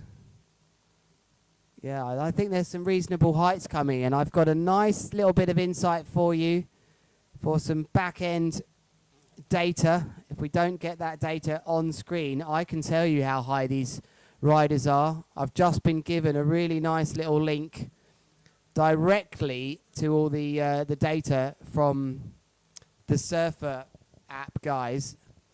So I can tell you that Gramstrup just jumped 8.6 meters to the left-hand side from Denmark. About 10 meters when it starts getting interesting. Josu San from Brazil. I've even been told why he's called Baby Shark, because his dad's called Shark. Forget that annoying little children's song. Trust me, I have to listen to all the time. All the damn time at home. It's nothing to do with that. How we forgive you. It's actually just because the father was called Shark, so of course he was known as Baby. And one might think naturally that his baby would be known as Baby Shark. And as the generations go on, one day I'll be sitting here, or maybe my grandchildren will be sitting here, where we have to introduce 50 times Baby Shark. There is the red flag. 3 minutes to go between our first heat of the men at the Qatar Airways GKA Kite World Tour. I'm Lewis Crathen here, holding it down in the live stream booth. I've been joined by Liam Dredge today. He'll be back with us just shortly whilst we just get ourselves composed and ready for this roller coaster ride of broadcasting today. Sometimes they're the best days. I have to be honest. They are the best days. And those of you that have stayed with us will also enjoy the ride again as well. Because if you start off with an incredibly perfect product, how do you know if it's good or amazing? So if you have a bit more of a low, you can really appreciate the highs, which is very much my motto in life. You've got to ride out the lows and recognise also when you're at the high points as well. You can't just have them forever. Nearly dropped an unnecessary brand comment about always having the high feeling with the right kites, but it wasn't necessary because kite surfing is a big high for everyone all the time. There's Jaime. Is that Jaime Haratz down there? He's talking to the internet guy. Can we get that shot? Maybe of Jaime Haratz talking to the internet guy. This is magic. Javi, Luis Javi. I'm speaking to the director right now, and I'm talking. You're hearing this. Javi, can we focus in on Jaime Harat speaking to the internet guy? He's just down there. So the shot you can see is of a white Nash. If you went right about 100 meters here, you would see legend of the sport. Internet man communicating with Jaime Harat. Gold shot. Must see. Really trying to get this for you. The hands are going up and the head's being shaken.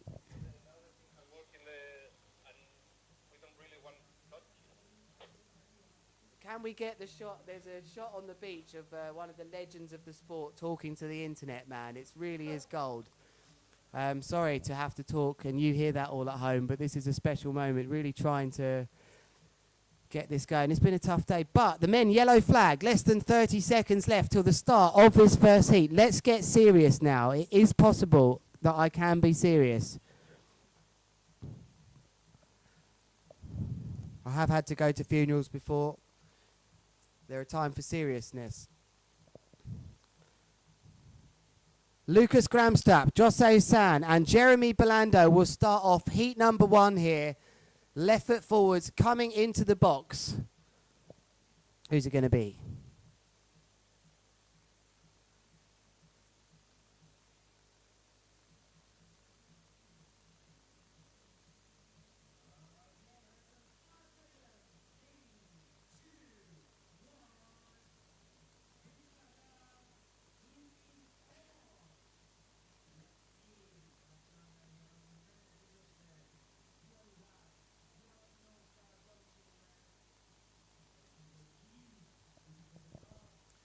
Flying into the box then, left foot forwards. This is a lovely reason why I didn't feel it. He didn't feel it on the way up.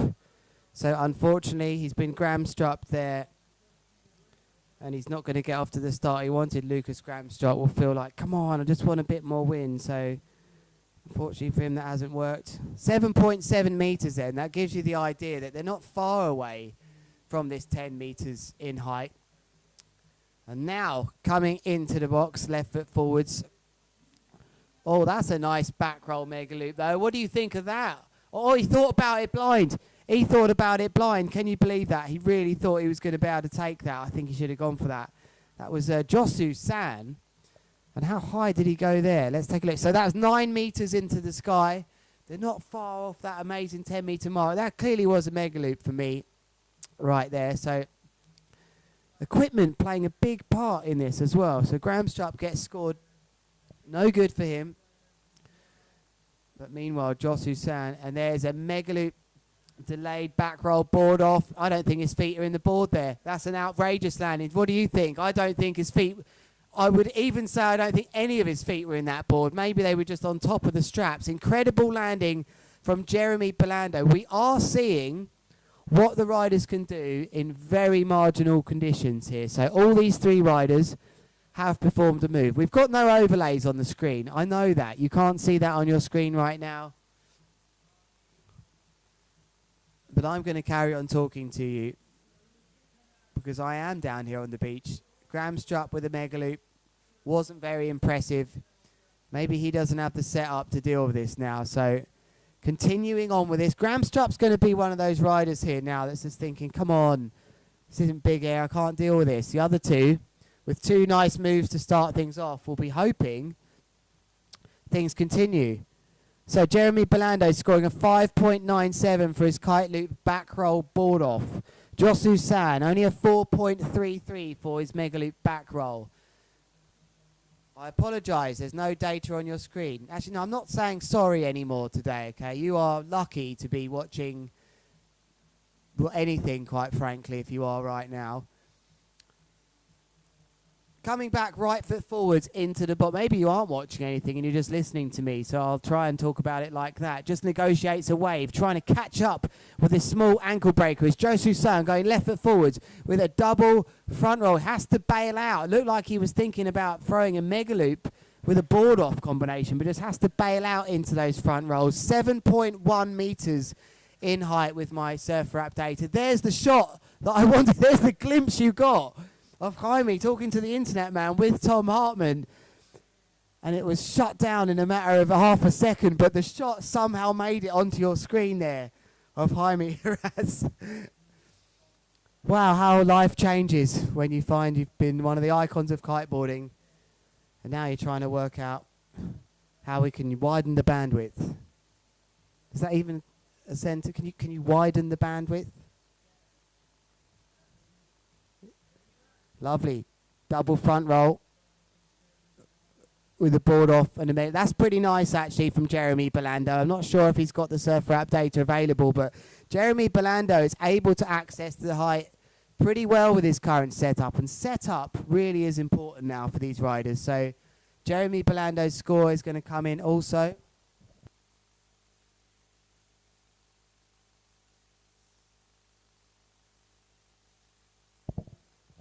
7.13. The judges like the moves that Jeremy Belando is performing. So Lucas Gramstrop, for me, I really feel this guy wants some strong wind. He's not so happy here. But lovely shot then of these little waves. Very northerly is this Levante today. Just look how easy it is for the riders to hug the beach. It's not always that easy to hug these waves, and perhaps that's why it's not strengthened so much today.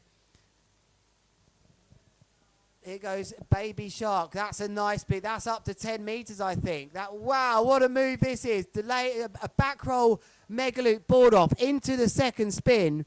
11.6 meters coming in on the Surfer app now. So way over 10 meters. I bet a bunch of you can't even jump over 10 meters anyway.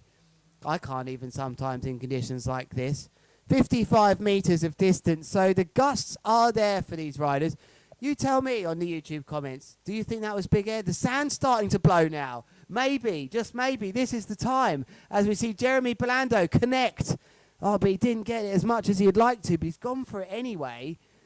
And there was a tic-tac in there as well from Jeremy Belando. He didn't get the boost up into the sky I was expecting, but he still went ahead with his move anyway, which appeared to be a back roll mega loop with a tic-tac. And Gramstrop with a bit more power here, but I wonder if his setup's working for him here. It's a mega loop with a back roll board off as well. Gramstrop opening his account as well. Pretty impressive riding to be riding in this light wind and performing that. 7.9 meters then with the Surfer app data that we can now see on your screen as well. So we're looking a bit more stable, but if I had to define stable today, about as stable as my 10-week-old nappy.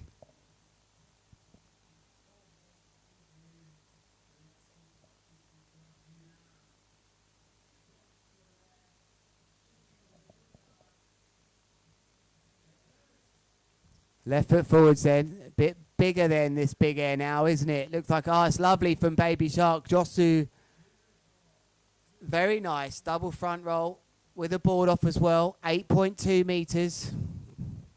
Getting tired now, the cameramen. I know what you're thinking, but it's what we've got to deal with. Jeremy Belando. There's there's Ben McCann, also known as Colin, who's on the beach there with his camera. And it's going to be a right foot forwards move here from Jeremy Belando. Looking to complete his fourth move. You can see his best three moves on the screen. He's already got three nice ones. He's looking really good here. And nice bit of a board spin in that move. On your screen, it was hard to spot the kite, and I chose to watch what you're watching. Sometimes I like to look out the window.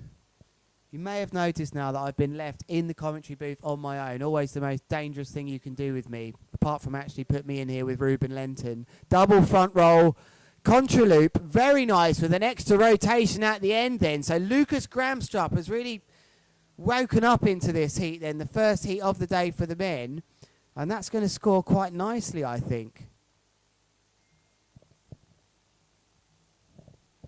Over we go then to Josu San. Riders are connecting with some of these. He's had to bail out of that one as we see a massive tomahawk landing. You've really got a nice bit of pop there on that north kite there, that blue north. There's two norths in this one, up against the slingshot. Hope you're following the action now. It's starting to feel like we've got a bit of rhythm here in the live stream booth. And still on the beach in front of me, Jaime Heraz with this incredibly long conversation, animated, with Tom Hartman, tour manager, in front of me. Meanwhile, the action in the background is happening. You do not need internet to go kite surfing. That is my quote of the day. Apart from the nappy one, I thought that was pretty good. But this is my serious quote of the day. Pumping his board then. He looks like he's going to time this. Is he going to connect with this wave? Just chooses not to. Goes into a back roll here. It's a contra loop, so it looks like he just skips over that wave. Manages to get over that wave. Jeremy Belando looking very, very strong in this competition so far. Hasn't got the best ranking, Jabo. Josu San is actually the highest ranked in this heat. He's 5th in the rankings. Jeremy Belendo not having the greatest. This is the ranking so far this year, not the seeding. The seeding is combined between two of it. There's a hug and an embrace on the beach. And I think that hug was, again, that's a bit higher from Lucas Gramstrop. He's had to bin that one though. Bang, kite goes down, feet up in the air. And he would have had that moment that we all know as competitive kiteboarders, where we have a word with ourselves.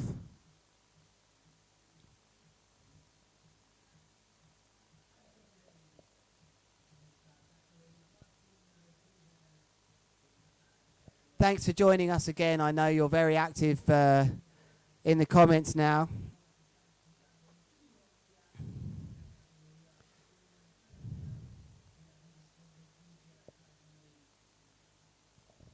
Hey Tony, I put myself in that bracket as well. I said I couldn't jump 10 meters in these conditions, was what I was referencing. We're all one as kiteboarders. Left foot forwards then, Baby Shark connects with this wave. He's got such a lovely takeoff. He really does have a wonderful Intercourt tried to rewind him. That tried to rewind him with that move. So very good scoring going on in this first heat of the men. And I think they've put a good case down for why this heat should be going on.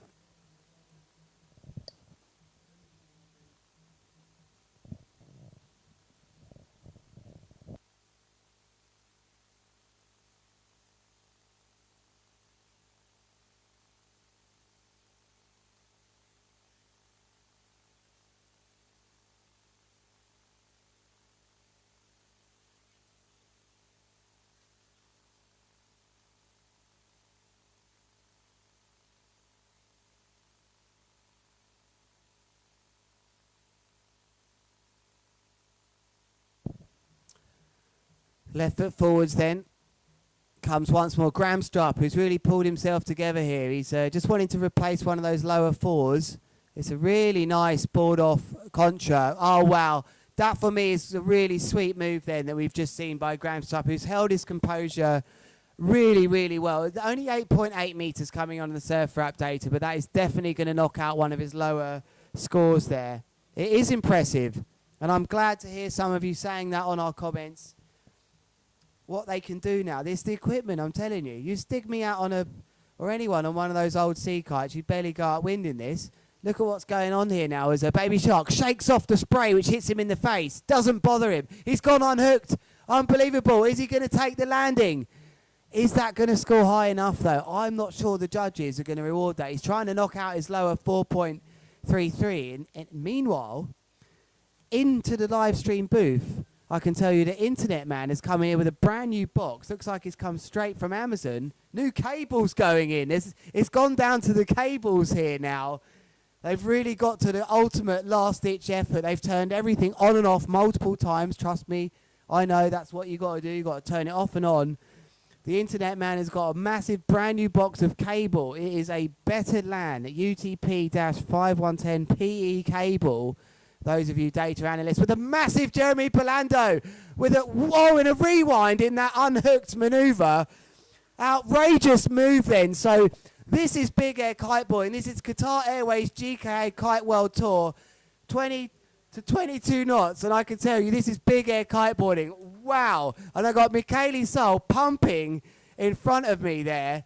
In front of the window. You think these riders aren't stoked about what's going on right now. This is absolutely epic stuff that we're seeing. I've got some of the riders that might come and have a chat with me if they want to come in.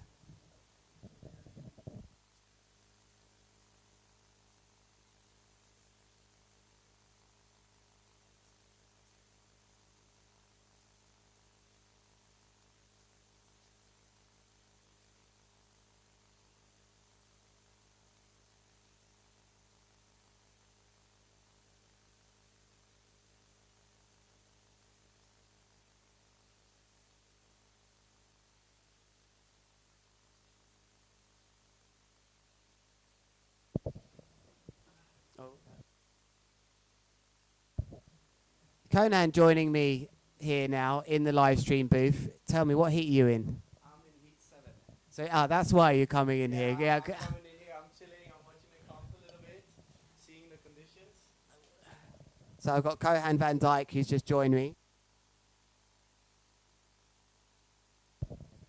And great, I mean, it's so nice to have one of the riders actually in this thing that's in this first heat, because we're getting so much engagement online today about the conditions not being suitable. Okay, apparently they can see us really clearly, but I've been forever ducking into the sunlight. But they can see us. So Conan, we've got the whole world watching us right now at the Qatar Airways GKA Kite World Tour. Conan, are these conditions good enough for big air?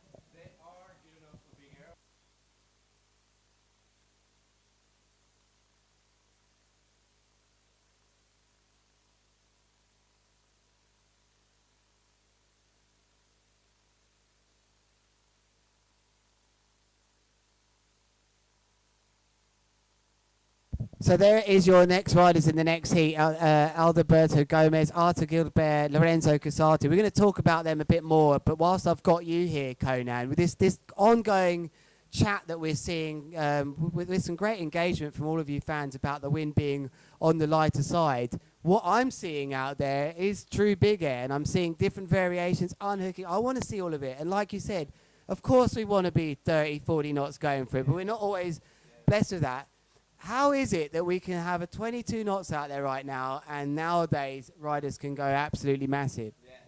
Well, we don't need that much wind. Like, we don't need a 30 knots to be able to loop. The gear is advanced enough to loop in like 20 knots. 20 is like the least you can loop. To kite loop or to mega loop? Kite. Mega loop is obviously with a lot of wind. Okay, so I've been saying mega loop a lot of the time because I just gave up with it. Just like, yeah. And someone said, you said you had to jump 15 meters for it to be a proper mega loop. Yeah, and angled. Kite needs to be angled. Well, there you go. You got it from one of the riders in there. These are kite loops today. And actually, if you look at the scoring, it actually is all kite loops. It doesn't say ML, it says KL. So different opinions from everybody in the world. Some of you say mega loop has to be over 40 knots. Someone like me now just says mega loop all the time, which I can't believe. And Conan here saying, look, we're doing kite loops right now. We're not actually quite into the realms of mega. Is it? Wow. Okay, wow, that's nice to hear. Wow, that is a massive boost from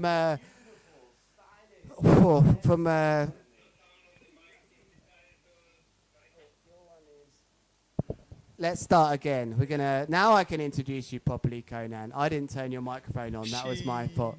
Just give me one more time then. You can come into the studio one more time. Give me your definition of big air kiteboarding. Is this big air right now? This is definitely big air kiteboarding. Obviously we want 20 knots more and we want the extreme conditions, but the gear at the moment allows us to even loop in 20, 25 knots. So it's Conan you can finally hear in the live stream booth. I do apologise for that. I just gave him the mic and didn't even turn it on. Because it wasn't my mic. I thought, oh, Liam's very good. He always turns his mic off. Conan, it doesn't phase you at all then, coming and looking at these conditions, which do look like they're picking up a bit. Yeah.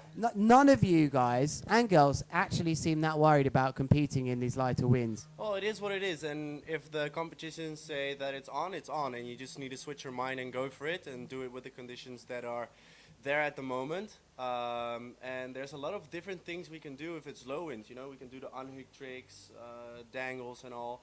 And you need to be proper skilled to do your tricks in these kind of conditions as well. So it's cool to see what riders can pull off in these kind of winds, and hopefully tomorrow we have some more wind.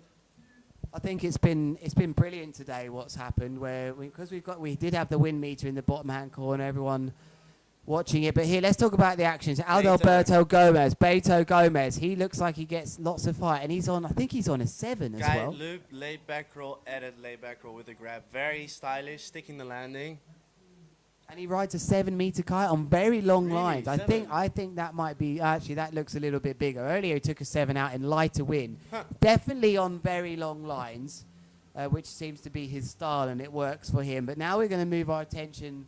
It looks like and that's not Arthur Gilbert. He's with the white rash vest. So some bright spark decided to put a grey rash vest and a white one here, I think, which is just crazy. Look, coming there's in. a white and a grey. Here he goes then. Arthur Gilbert, left foot forwards then, riding. Got that lovely shot. He's looking for his takeoff.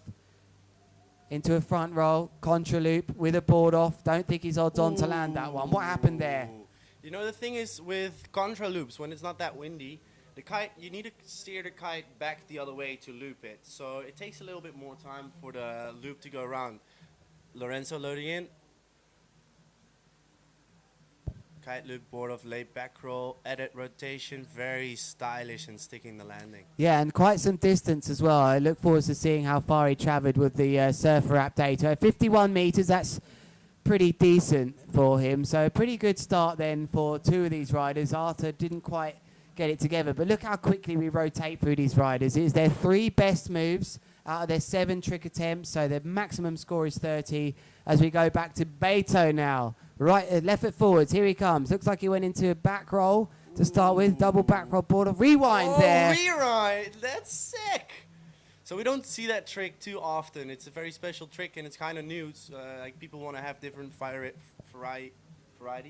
variations. Do you think he meant that? Yeah, that's Beto style. He wants to do that. Yeah. Wow. So actually, I always felt like the rewinds were just like something magical, a gift from God that happened that you go the other way around. But riders are starting to learn how to actually influence that as we see a front roll, board off with a board spin and a contra loop there. So how did he get He's trying to contra loop again, but with low wind, it's hard to steer that kite back. to the tension? You just can't get it all the way around and back up. It needs tension to climb. Exactly. That's it.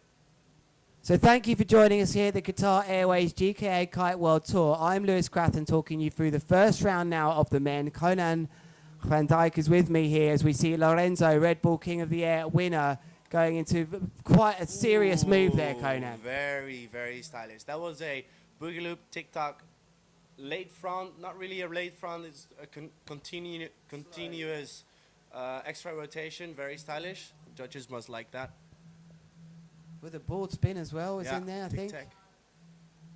Ooh, big. 3 rotations for Beto. That was nice. Yeah.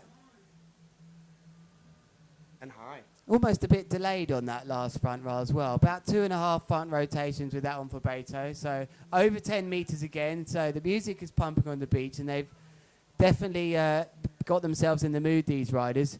Maybe, can you tell us what kite you're going to take on the water, Conan? So looking at the conditions right now, I would prefer to be on a 9. And I really want to make sure that I grab the height so my 10 meter will be in the air ready to go if I don't feel it on my 9. And yeah, so that's the goal right now, to go as high as possible in these kind of winds. So 9 meter for you. 11.4 then is what some of the riders are able to achieve. Quite a tough heat. Do you think this is always a hard heat for some of the riders that really do like strong wind? Is it tough to go out there when you just need it? Heavier guys, perhaps? Exactly. I wouldn't say I'm bumped, but I definitely prefer stronger winds. Well, it didn't look like he had the perfect run up to that move, but he seems to find a way always, Lorenzo. Exactly. That lovely big maneuver there, which is going to score him quite so well. I just missed that one a little bit out. I don't know whether to look outside or the TV. I actually prefer to look outside, but they forced me to look at the TV because they want me to talk about what you can see at home. But what I can see is 26 knots gust coming in the bottom right-hand corner. So I'm going to try and look at the TV now, although you almost can only look at one because your eyes, with the sun setting now as we look towards the southwest in the south of Spain, is coming right in here to this live stream booth, and we can see right there, just waiting his turn there. Arthur Gilbert needs to pick things up in this heat now. The other two are starting to get more scores on the board. Beto getting some speed. Yeah, Beto getting the speed with the purple rash vest. What's he got? We're going to look carefully on your screens right now. Takes off into the back roll, into the mega loop, into another back roll with a board off, and lands into another rotate. How smooth was that? That was very smooth. You see how he got the board on again, foot by foot. Okay, it's a different style for some of the riders. Some are straight in and some foot by foot. Yes. How do you like to get the board back on? I do it straight.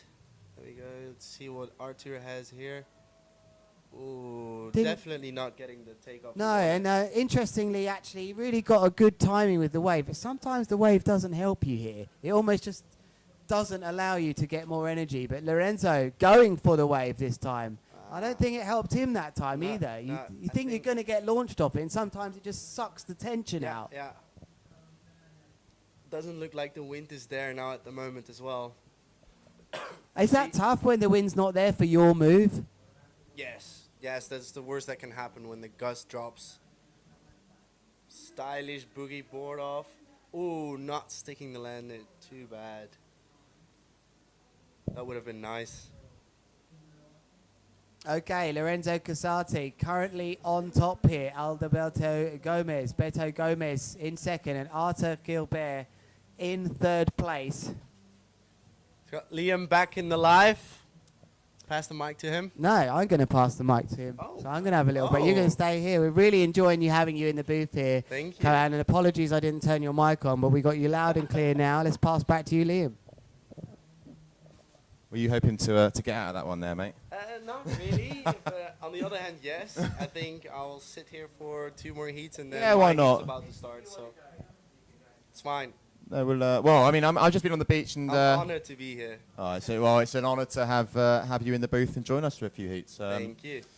So yeah, I've just been down on the beach. It's, I mean, we know it can be windier here in Tarifa, but it's definitely building out there, and I can see that it looks, from my perspective on the beach, it looks like the guys are starting to commit a little bit more and get a little bit more height. What's the thoughts from you, Cone? Yeah, definitely. No, when the competition says we have to run, like you need to switch, you need to focus, and you need to 100% go for it.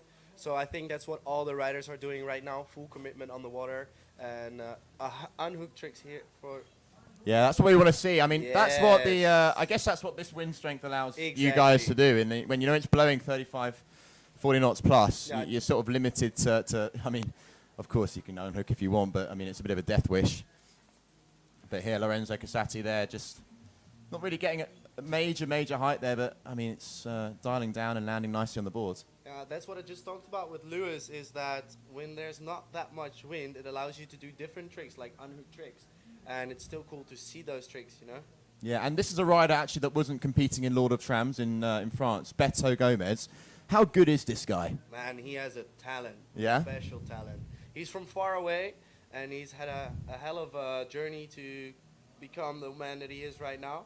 But yeah, let's see what he has for us all the way from Colombia. Yeah, right foot forward, Beto Gomez loading up. Definitely looking like one of the riders who's getting a little bit higher and taking that board off with a flip as well. Oh, a flip. Oh, not getting the board on, not sticking the landing. No, not at all. And you can see there the wind speed looking at or pushing up towards that 25, 26 knot mark. But definitely on some of those gusts that are coming through, it feels that little bit more windy, which is always good to see. Now riders starting to hit around that 10-meter mark. If you were to go out right now in this heat, these conditions, what would be your choice, Cone? What would you be taking out?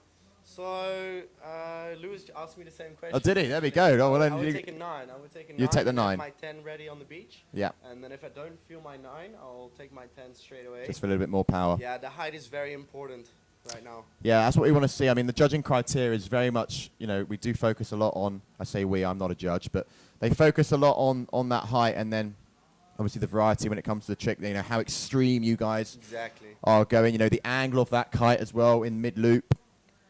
And yeah, we just want to see you guys continue to push like we know you can and we know you will. Exactly. Okay, we got Arturo here, right foot forward. This is a guy that's been really impressing me, like online on the socials. He's been absolutely going to the moon. Not really there, managing to catch it. Not getting the landing. No, Kites are not catching at the moment. No, you definitely need that kite to be catching in order to get back on the board. But I've seen some of the, I mean, his local spot for big air is that Lord of Trams, Barcrest. So I mean, he's a bit fortunate in the sense that Tramontana wind, when it comes through, it's absolutely nuking, as you know. Ooh, Lorenzo getting some height there. Nice trick for him and sticking the landing. The judges will like that for sure. And he's currently leading the heat at the moment, 18.60. I mean, this is a big heat. I mean, Lorenzo, Beto, and Arthur. Like, yeah. I mean, it's you talk about the 24 riders that we've got in this competition, including yourself, and it really is anyone's game. And yeah, I think tomorrow with the forecast that we have, we'll be able to complete the competition. And Beto Gomez here going to the moon, taking that board off. Wow, did you see how nice he was extended when Yeah. he took the board off? Yeah, that's one thing, again, the judges will like to see that. You know, that sort of elegant, that style. You know, I like to refer to it as steezy. But it's steezy style with ease. Yeah. And yeah, he's got a great style. And I think he, correct me if I'm wrong, you might know this, but did Beto win the Red Bull King of the Air qualifier in Argentina not too long ago? I think there was a... Yes, he did. Yeah, So yeah. he'll be competing there in we King go. of the Air again. There we go. Good to see. Super excited to see him there. He was flying in Cape Town. Yeah, it's My nuts, God. huh? Yeah. Wow. Full send. And he's such a nice guy as well. Yeah, the nicest. Like, he has the biggest smile, always hugs everyone. And Yeah. says hi to everyone. And a huge crash there for Marta. This guy takes a beating when he goes out. I've seen him have like numerous crashes at numerous locations. Yeah. And yeah, I mean, he takes an absolute beating. That's his way. And then when he lands, it's extreme, you know? When he lands, he gets that one trick that no one else will get. And that's the cool thing about our tour. So here we go. We are currently in round number 1, heat number 2 of the men's. Here we are, Qatar Airways GKA Kite World Tour for the Big Air Championships. We'll be crowning our Big Air World Champions at this event. And Lorenzo here. Ooh, triple laid back border. Very nice. All right, that's a good sign. If we got riders like Lorenzo putting those sort of moves, being able to put in the triple rotations, 9.1 meters there, covering 39 meters on your distance. The great thing about that surf wrap. So the surf wrap, they give you a phone, right? And you stick it in the wetsuit, and then you're good to go. The phone goes on your chest, it slides between your wetsuit, and that's all you have to do. And then we're able to track all the sort of all the scores. You've got G-force there, your height of your jump, you've got the distance covered, and also the speeds in there as well. So nice little addition there that we're able to track you guys when you're on the water. And then you can just see there that the event site's starting to get a little bit busy. Local time here at the moment is 7:45 in the evening. Sunset is about 9:30. And if the Levante holds and we're able to push a little bit more, then we'll keep on going. I mean, what heat are you? I'm in heat 7. You're in heat 7. So up next, heat number 3, Timo Borisima from the Netherlands. Dino Moe, Netherlands. Oh, it's a battle of the Dutch. This is a battle of and the Dutch. Jamie Overbeek. Okay, so awesome. If you're going to stay for this one, Cohen, and I'll let you go. Yeah, for sure. Let's do that I'm one then. super And you can keen start to watch this one. It's got a SpaceX boy in there and as well, the old SpaceX crew. What is the SpaceX crew? SpaceX crew is a crew of Dutchies that make Dutch events. So they make the Dutch championships. They have their own competition, Race to Space, with the Surfer app. It's an amazing competition. You basically go out with, I don't know how many people, and the one that jumps the highest wins. Yes, it's purely on height, is it? Purely height. Super cool idea. And they put some good little videos together as well, don't they? Yeah, they do the little vlogs, and one of the guys as well is actually on the judging panel, very talented judge, Mariah, I think it is. Yeah, Marine up there in the judges. Yeah, so they've got sort of it all covered, and it's I don't know, anything like that which helps promote the sport. Exactly. It's basically just a fan group that promotes the sport in their way, which is awesome to see how everybody creates their own way to promote this sport. So here we go. We're going to just be on a little bit of a pause now while the yellow flag goes up. So in 1 minute's time, we'll be back underway with this heat.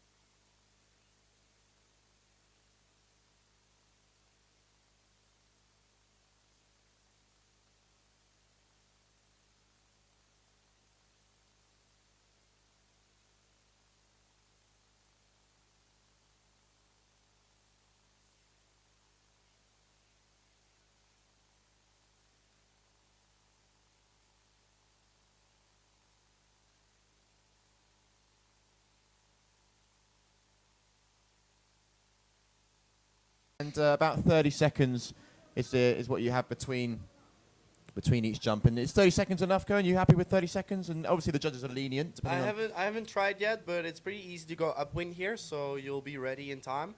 And I heard that if you're jumping very far out, they'll wait for your counting to start when you're back up. Yeah. So that's fair.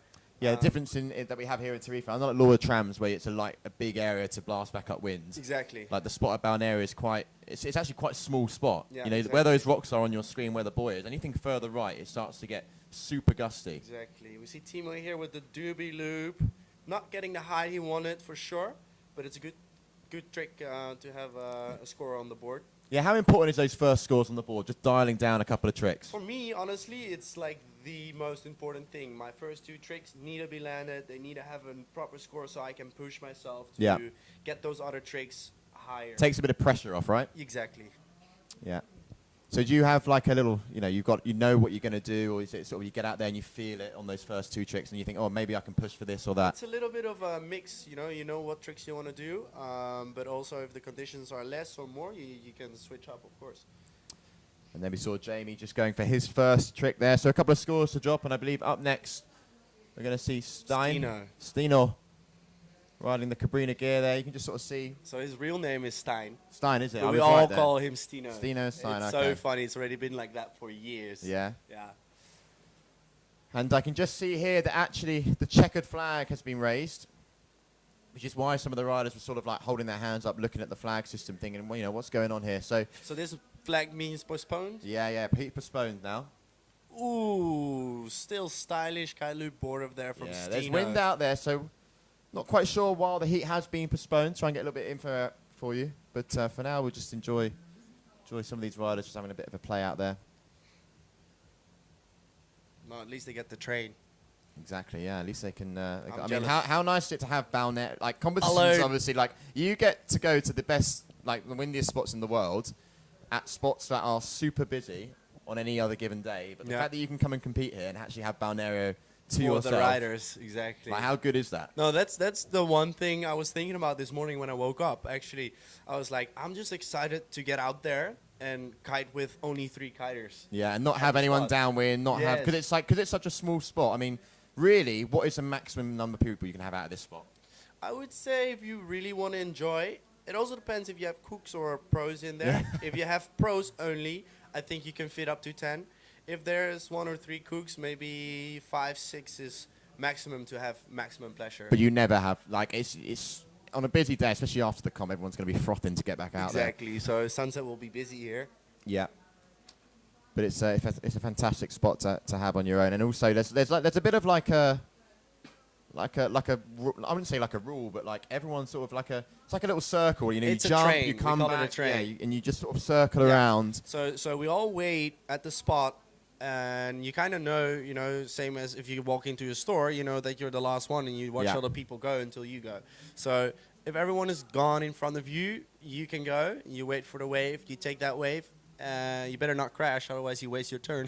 Yeah, no, for sure. You try to land. And you hold up the train. Yeah, you hold up the train because you lose your board and someone needs to grab the board for you. But also there's a nice community. Like if you lose your board, pretty much the guy behind you comes and gets it anyway. Maybe not the guy behind you, but the guy that jumped before you. Ah, yes. Okay. Yeah, because the guy behind wants his go. Yeah, he wants to go. Doesn't want to waste it picking up your board. Exactly. Otherwise he waited for nothing, you know? Yeah. And when you got 10 people out there, you got to be waiting, Yeah. Yeah. Like, let's say 10 people would be 10 seconds, 20 seconds per people, so a minute. Well, a minute or 2. Well, Cohen, very shortly you're going to be getting out there, so I'm going to let you prepare, pump up the kites, and already done, mate. Oh well, I'm prepared. I'm ready. It's not your first rodeo, is it? Definitely not. No, they're definitely not your first rodeo. I see the red flag up again. Yeah. That's always a good sign. So red flag up now. So 3 minutes until that yellow flag goes up. Then another minute, and then we go to the green flag, and then we're all systems go again. Battle of the Duchies. I quite like that phrase. Battle of the Duchies. Battle of Duchies. Yeah, Battle of the Duchies. And it's a shame though. I'd like to see just a little bit more of a kicker here. Yeah. You know, because they're super important, right? I mean, I was chatting to one of the ozone riders out there, Adriano Bono, I think, and who always rides short lines. You see him doing massive, extreme short line kite loops out here. Yeah, he's mental. And he was saying like it's a completely different spot. Like when it was lighter winds, he was like you could get away with it if it was a kicker. Yeah. But like with no kicker here, it's super challenging. So. No, that kicker right here gives you that extra little bit of line tension. The wave is coming towards you, so it's pushing you upwind instead of downwind. Yeah. Which creates more tension, more wind in your kite, and you can get that little extra height here. And the moment you don't have that wave, you're missing that element. Yeah, no, definitely. And I'm just looking through some of the comments now. If you've got any comments for Cohen Van Dyke, who sat next to me, probably for another 5 minutes or so, please do fire them our way. We do want to know. And he's here to answer all your questions. So while we've got him, and before his comp and before the heat, fire some questions. Put them in the YouTube comments. Keep us busy. And I'm just having a little look now. I see one question. What gear would you take, Liam? What would I take? I mean, I'd probably go for the 9 right now. 9 prime. Yeah, no, I mean, I love it. 9 prime day is always good fun. Golden days.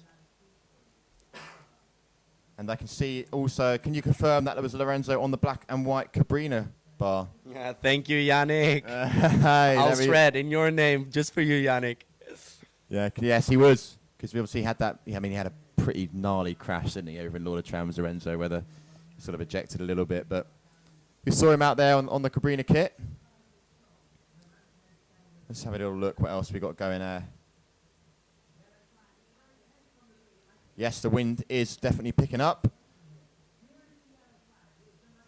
And I'm going to try and have a little look at what size kites the Dutch squad are on, the Dutchies. Yeah, yellow flag is up I'm again. I'm keep saying that. There he is, Yannick there. Yes, that's it, brother. Yannick power. He's giving me his spirit right now, you know? It's like his willpower. And let's just have it, while we're up here, Yannick, for you, kiteboarding, what does it mean? I mean, like, what is it? I mean, he's obviously a very, very super talented kiter who will hopefully be back on the water soon. He has to come back. He has to, right? He has to. I miss him. I miss him in my life, honestly. Yeah? Yeah, a lot.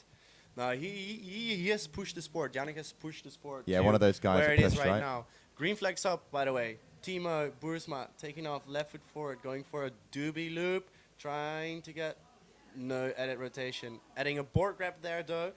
So again, he sticks that first trick and gets a score on the board. Yeah, super important, as you were saying, just to get those first tricks dialed down. And up next, Stino, as I'll now be calling him. Looking pretty loaded, finding that kicker.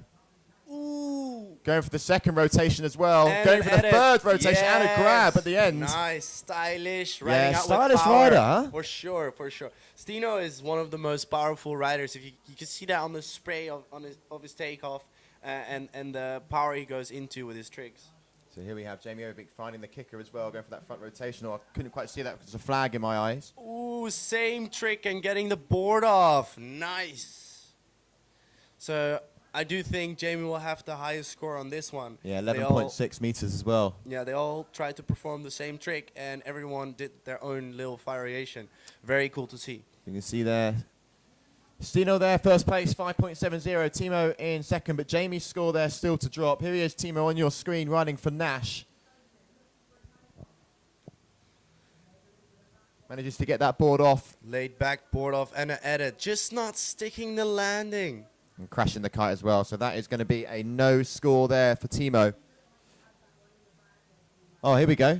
And we've got a question for you, Cohen. What drives you to go on the water again and again? Kiting is addicting, guys. You know, it's such a free feeling when you're out there in the wind and there's so much going on around you. And I just feel in peace with all those elements, you know, strong winds. Wait, Stino taking off. Oh, he wanted to get a board off there. Yeah, didn't quite manage it. No.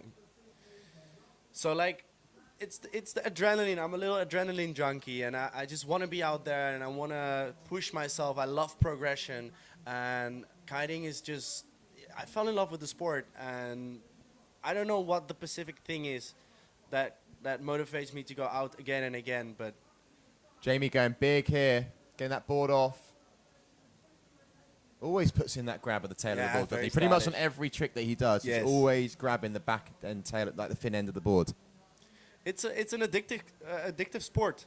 I would say don't start kiting, or no, start kiting and fall in love. It's the most incredible thing. Yeah, it really is. And there's always, and the good thing about the sport as well is that you can always improve. There's always things to learn. As you can see here, Timo getting that board off as well. And he sticks the landing. Nice. No, he doesn't. Oh! He doesn't. He doesn't. I mean, he did stick the landing, but I think he just caught at the edge and down he went. That will go down as a crash for Timo there, who's currently in third position. Jamie now bumping his way up into first. Stino in second, but still some scores to drop. And as mentioned before, 3 tricks count, 7 trick attempts, 30 seconds. And Stino here. See the spray. Boom! Boom! Laid back by the fin. Super nice. Stick the landing. And he sticks the landing. Yeah, a few Awesome. cheers from the beach now starting to come out. The wind's definitely starting to pick up now. You can see they're sort of gusting more towards that high end of the 20s. I know you guys want more wind. I mean, you go out and 40 knots if we could have it right now. But this is a great thing. We're going to really see the overall rider at this event, competing in sort of less wind, but also tomorrow's strong wind. Very stylish from Jamie right here. Yeah, just lost that one a little bit in a couple of the camera angles. But next up, Timo dropping the kite now, starting to engage and come into the box, going left foot forward, finding this kicker. Kite loop laid back again. And the edit, sticks the landing, finally. Yeah, finally he's done it. Been trying that one a few times now.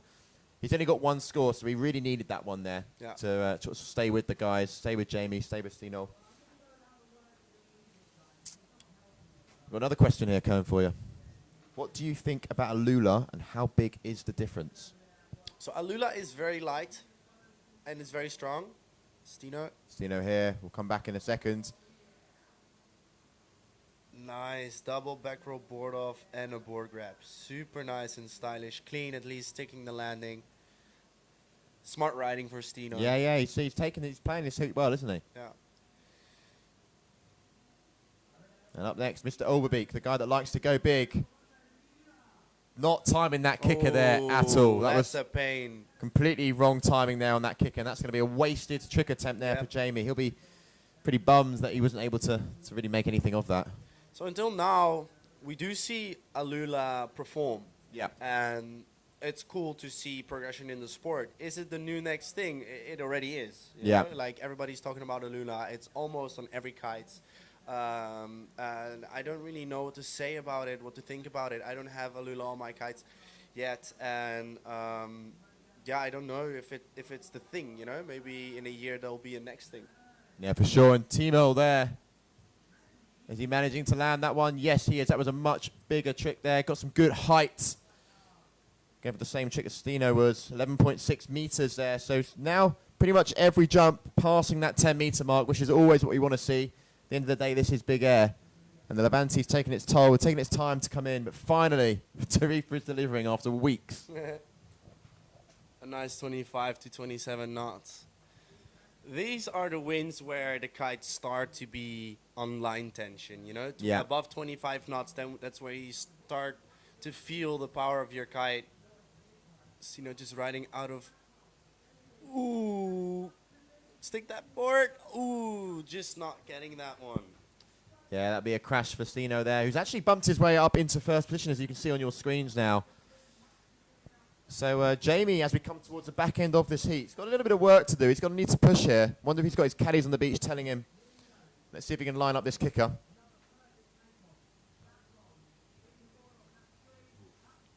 Getting those rotations in. Jamie Overbeek. Powerful landing right there.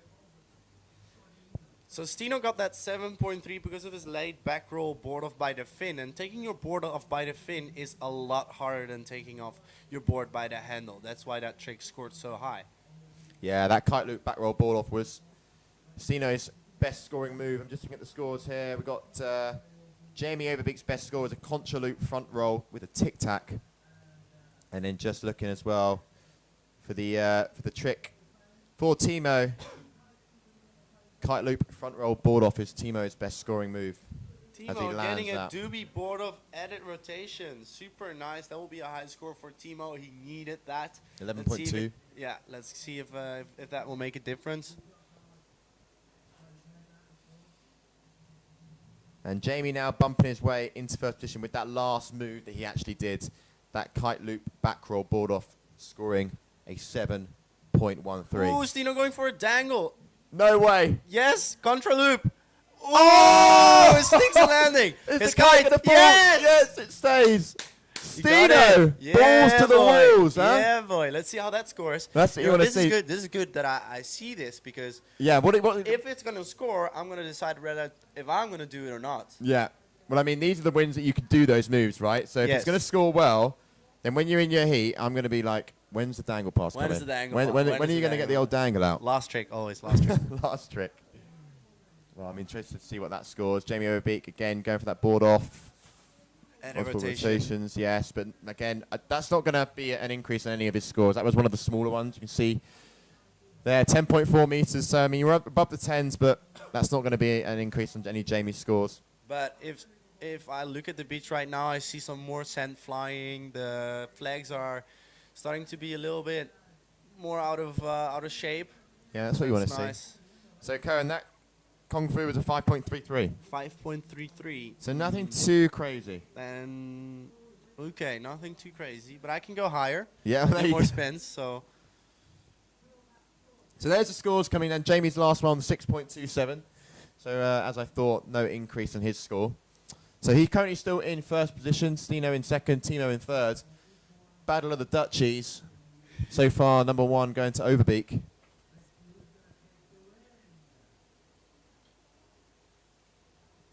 As we've now passed the high tide mark, so that tide will start to push out a little bit more. how many attempts do they still have? Let's have a little look. Let's calculate how many they have. So I think Timo's done. I think Jamie and Stino have one more attempt left each. Let's go. So this is the moment where the guys start pushing, you know, especially Stino because he's in second position. Maybe just a change board there, maybe? Yeah, no, I think he went up to his caddies to check how much he needed. So Stino's under pressure right here. Let's see how he performs under pressure. He knows he's going to need a big trick. Contra loop board off in multiple rotations. Oh, see, that's the thing. If you need to go out of your box and you need to push something that you need to land, and then you get crashes like this. Like, how important are these round one results for you as well? I mean, because you're not getting knocked out of the comp just yet. Yeah, no, you but have a it's going to help with your seeding in the ladder, obviously, when who you come up against next. So you need to ride one heat less than the others if you win. Yeah, so you go straight to round 3 if you win. Yes, which saves you energy. Jamie coming in for his last That's a little bit nicer there. By the fin. Beautiful right here. Wow. Oh, Jamie Overbeek you see covering him the flying. distance, the style. Sick. There you go. 86 meters covered there, 13.8. That, I think, is the move of the heat. As the red Definitely. flag is raised. He was at a completely different angle to his kite there. It was amazing to see there. Super cool. And those fin board-offs are very hard, guys. Just so you know, those board-offs are the hardest. So if you see someone taking off the board by the fin, have respect. That's sick. Yeah, hats off there to Jamie. He pulled it out of the bag. I know he was in first position anyway, but he just sort of put his foot down and said, "You know what? I'm the big dog here. I'm the number uno when it comes to the Dutchies." So red flag, heat's done. I'm gonna go prepare myself. No, thank you very much for joining us, mate. It's been No an worries. absolute pleasure. It's an honor to be here. And Very much good luck in your next heat. Thank you so much, guys. Keep watching the live stream. Enjoy watching the show, and don't stop kiting. Love.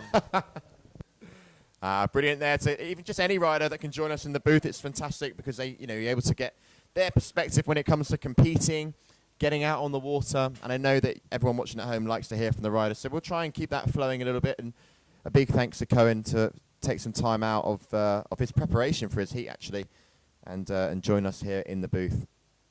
I know that sometimes before the heat start, riders like to put their headphones on, focus, get into the zone a little bit. But Cohen's one of those guys who's just such a good vibe, and it's great to have him in the booth and share the stoke and share the love of kiting. You can see there, can we get Whaley on? I'm sure we can ask Liam to come on. I know that I've just seen him at the booth actually, and he's sort of preparing his equipment for his heat. So I'm going to stick away from Liam Whaley just at the moment. But maybe we can catch him either after his heat or once he's prepped and ready to get up on the water. Please can we move the mouse? Yes, let me do that right now. And I'll be back with you guys very, very shortly.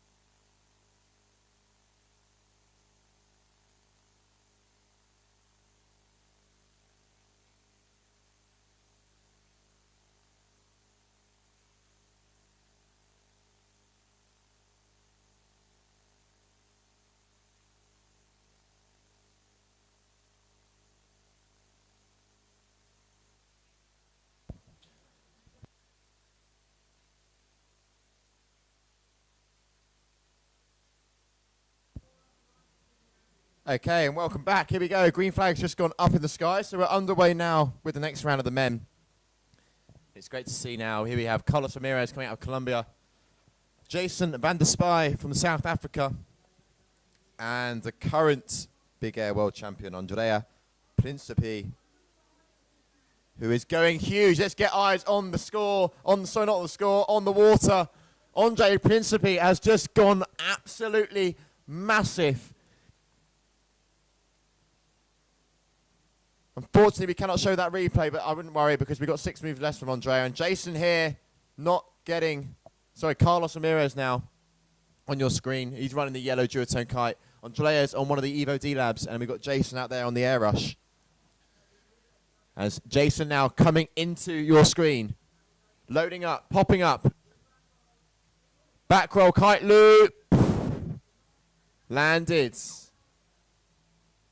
Didn't quite get the heights. But here he is on your screen now. Andrea Principe loading up, left foot forward. Current Big Air World Champion. Super hard to keep up with some of the tricks that he does. It looks like he's going to turn around there. He won Move of the Year on Saturday night at the GKA Awards. And here he goes. Right foot forward, takes off, boosts fire. I mean, the height that Andrea Principe is generating in these lighter winds is the biggest that we've seen all day. And it'd be fantastic if we can try and get that surfer app up on the screen. Boom, there it is. Carlos Ramirez now. Unfortunately going down. That will be a crash for him. So 2 crashes there. We're going to keep pushing with competition right down until sunset. We've got sunset at 9:30. Currently, it is 8:10. So I reckon we've got a good solid hour of competition left if the wind allows. But these guys now really starting to initiate some nice tricks now.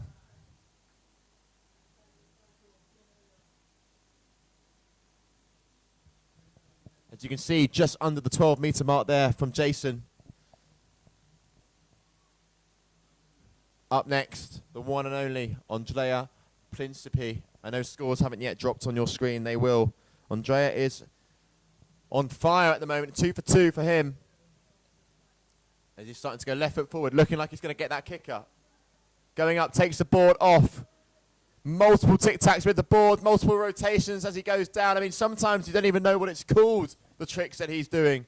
Double board off.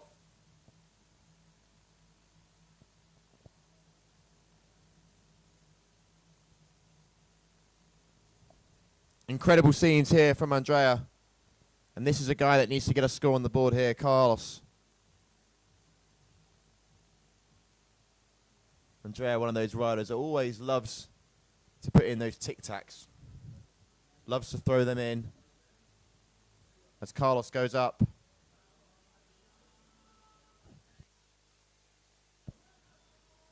But just having that butt check there, which will definitely have quite a little bit of a big impact on his score.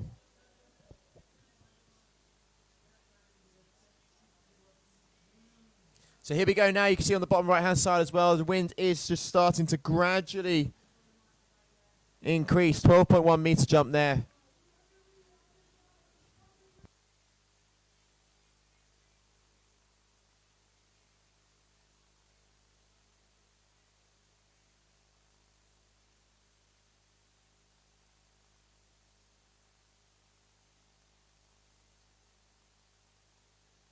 So let's try and get a few scores, because I know they're not loading up on your screen. Okay, so currently in first position is Andrea Principe. Second, Jason van der Spy. Third, Carlos Ramirez.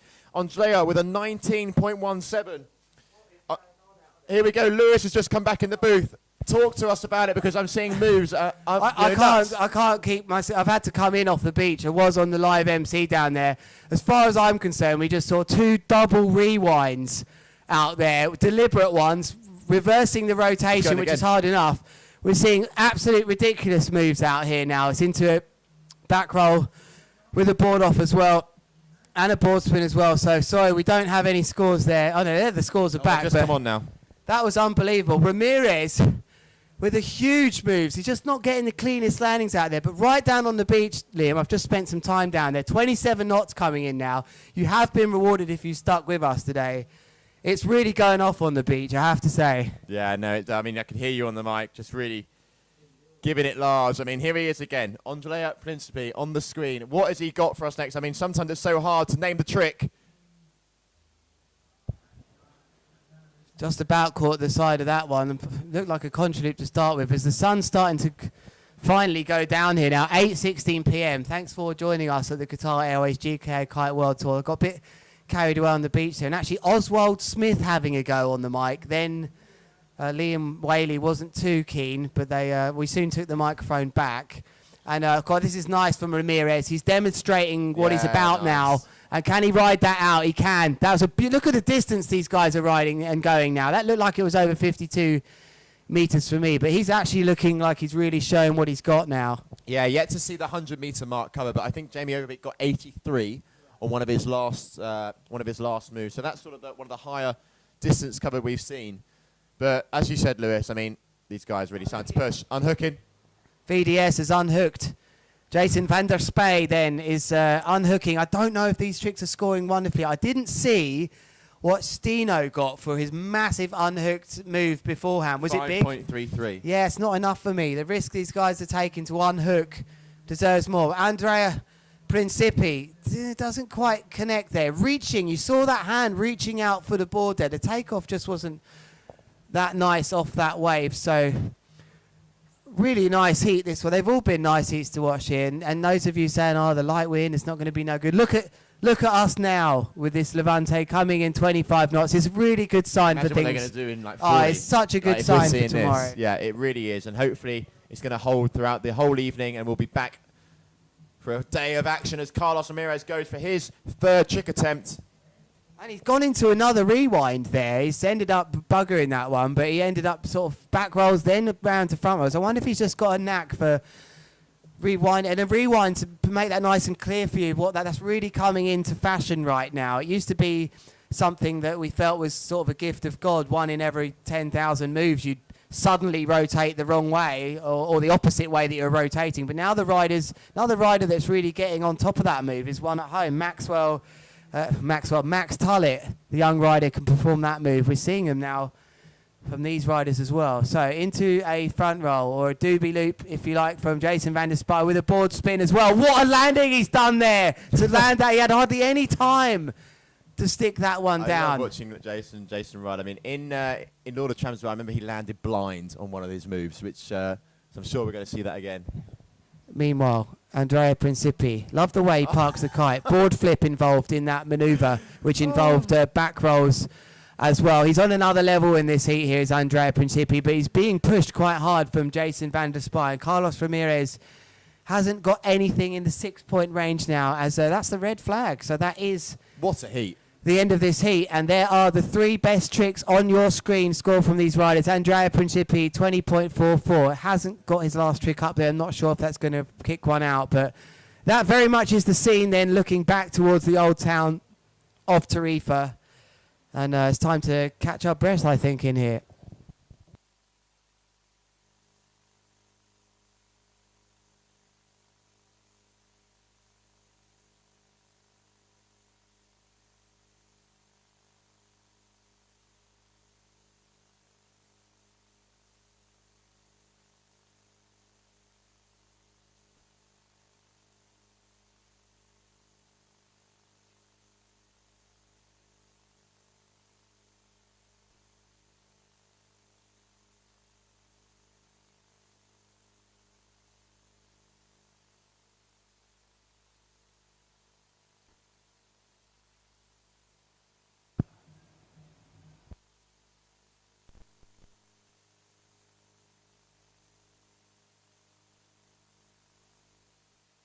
We're going to go for a quick commercial break, and we'll be back with an epic lineup of heat. Michael Schipper, Aaron Haddo, Lucas Cerruti. See you shortly.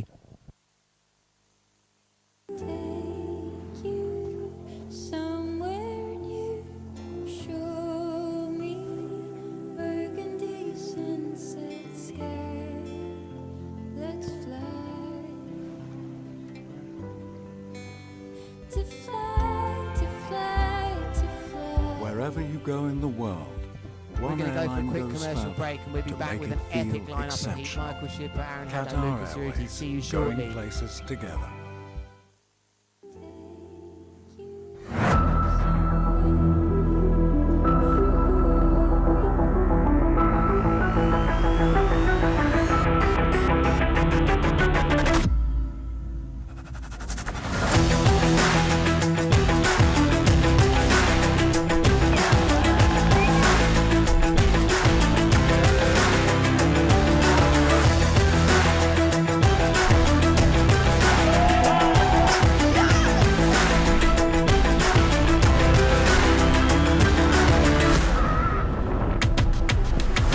Welcome back then, and yeah, we did have all the scores on the board still there, just in case you missed anything. You would have seen Aaron Hadlow boosting an 11.9 metre jump on the Surfer app, warming up. You had the wind speed as well there, which we kept above those adverts on purpose, of course. And here we go then into this very special heat with Aaron Hadlow competing in his 15 millionth heat of his career.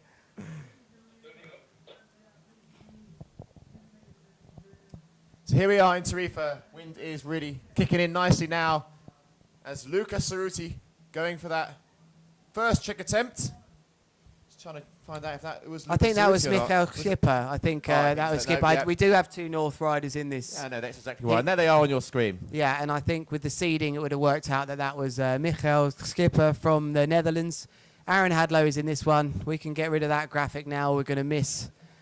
Get rid of the graphic. Push that graphic out. There we go, because we do not want to miss Aaron Hadlow's first trick. I know many of you watch this. Here he comes in. How much training has Aaron Hadlow had? Mega loop, board off, nice and controlled, into a delayed back roll. Looks like he was taking it pretty easy there. I think he wanted to go into a back roll to start off, but didn't quite get the rotation that he wanted. So just settles with a mega loop, board off with a delayed rotation. I think it's going to score somewhere in the sort of low fives maybe for me, that one. But hey, I'm not a judge, Liam. That's why I chose That's why we're in here, you know. That's why we're in here enjoying watching the action, you know. And then we go to the highest ranked rider in this heat, which is Luca Cerruti. Here he goes. That goes to that forward rotation. Board now comes off. Very delayed though, this contra loop. I think the judges are going to penalise that for a little bit. They want to see the loop a bit earlier, the crucial sort of just before the apex almost of their jump, and that was a bit delayed for me. So not an insane start from either of these riders, but if I had to guess as a complete neutral, I'd say Aaron Hadlow's in the lead. And if there's anyone that knows how to put a heat together, it's Aaron, as you said. Oh, this is nice. That's nicer. Double front roll with a grab and a contra loop as well. And that was nice and controlled then from Michael Skipper. I mean, he was one of the riders actually caught a flight a couple of days ago. I mean, we had one of the riders couldn't compete and then gave him the shout. He was next on the line, and here he is. Better speed from Aaron into this trick. There's the back roll.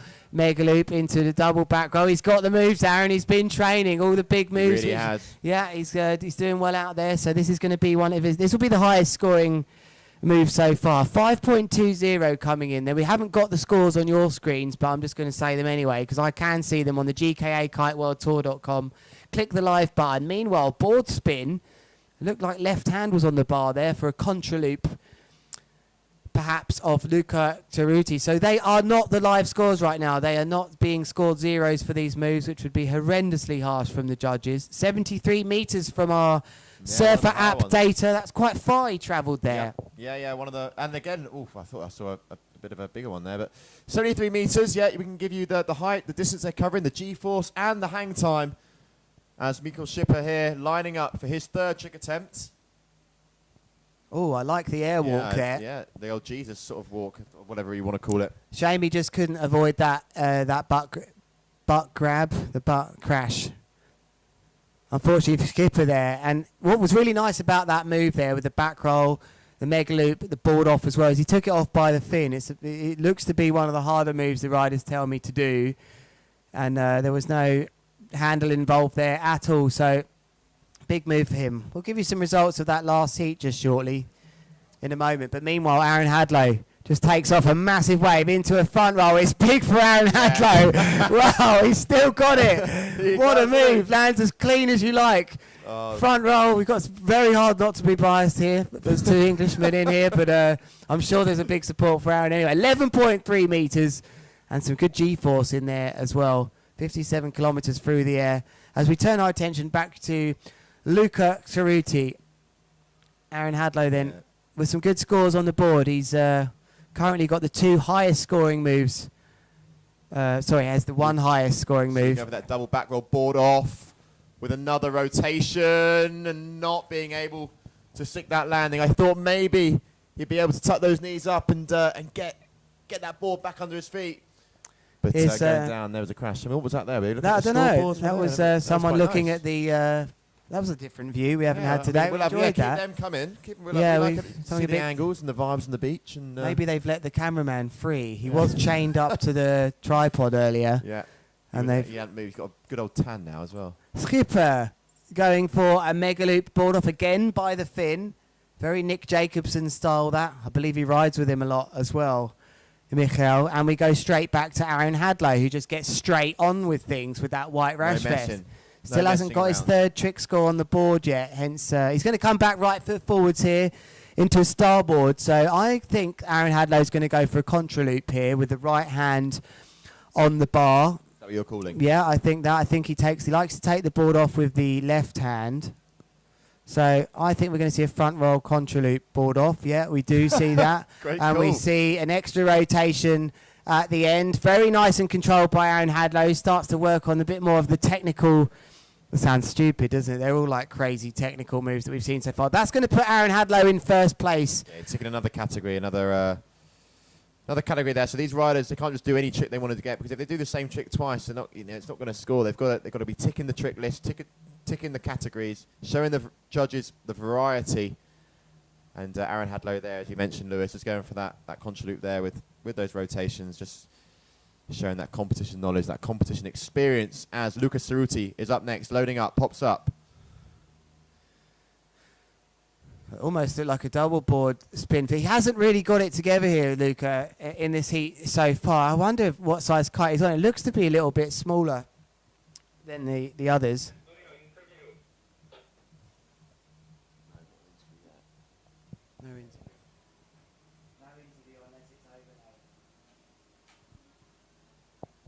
Double front roll, contra loop as well.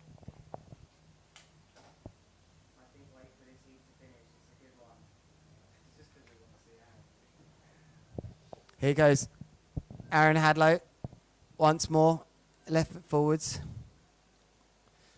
And looks like we've got a steady stream here.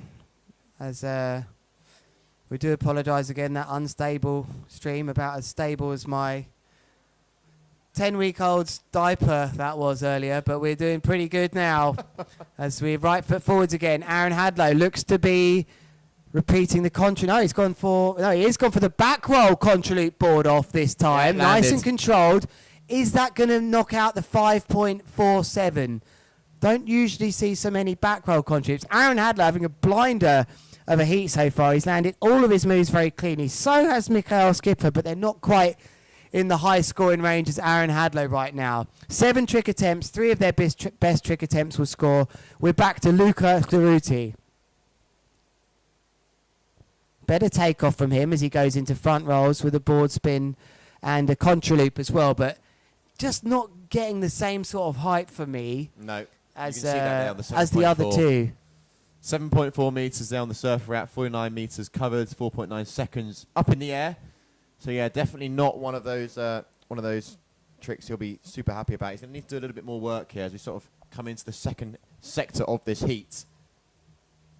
Oh, it's a double attempt. In this wind, are you crazy? Gone for it. But I'm going to say it, look, I don't think that's going to score that well. It's I don't think, like, why would you, yeah. It's not. And No. do you know what? I think when you recognise that no one's done one of those moves just yet, he's just thrown one out there to the judges to say, and everybody else on the beach would be quite happy about that. They'll be looking at the scores, as you can do too, on the GKA kiteworldtour.com, looking to see how much that scores. Aaron Hadlow, meanwhile, a lovely takeoff with the back roll, board off into the double. He's looking to improve that score already of his kite loop back roll board off, which is He actually hasn't got one. He's got, but yeah, 5.47. He's hoping to just edge that up a little bit. So let's see if he can kick that 5.47 out. That's very smart riding of Aaron, because that was his lowest score in the 3 tricks he's done. So that's the easiest one for him to kick out. There's no point in booting out his 5.77. You'll see that score change on your screens if it is higher.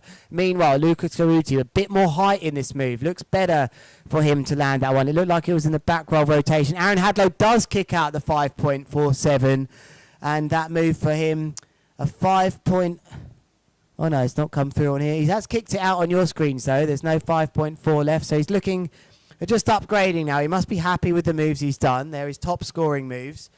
And we're at crunch time in this heat now, Liam. Not the best takeoff, and he knew it, did Mikhail Skipper.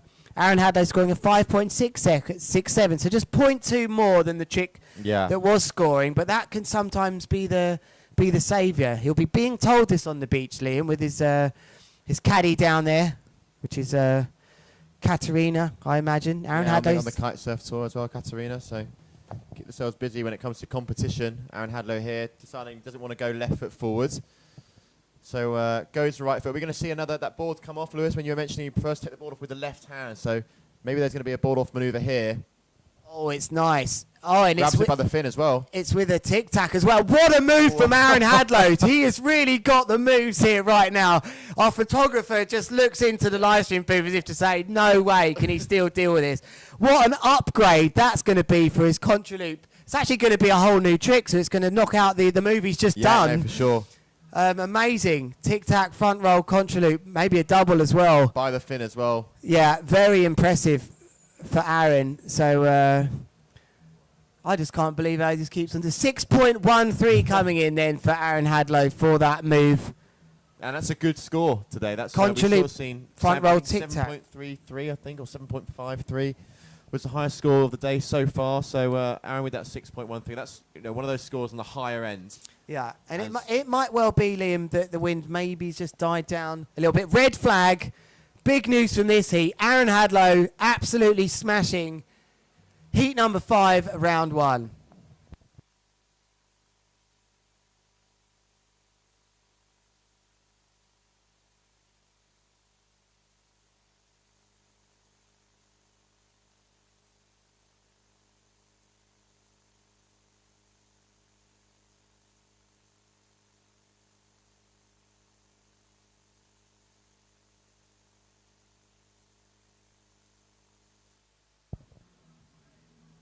So we've got some riders coming up next, but very, very shortly we are going to be going to an interview on the beach as Habbo has one of these top riders with him.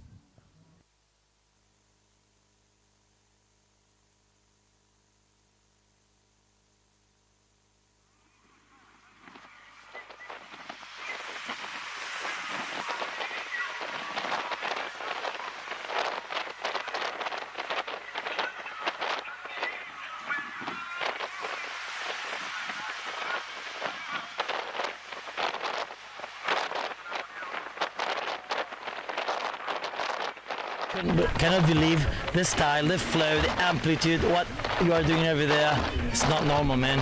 Tell us a little bit about what happened over there. Yeah, I just went full sand, just straight. Was just the warm-up, so I not send my biggest trick. Was the warm-up, but I'm still happy, I feel the condition, and yeah, it was a really good warm-up for tomorrow. Tomorrow the forecast looks really good, so let's finger crossed for proper wind and let's send it again.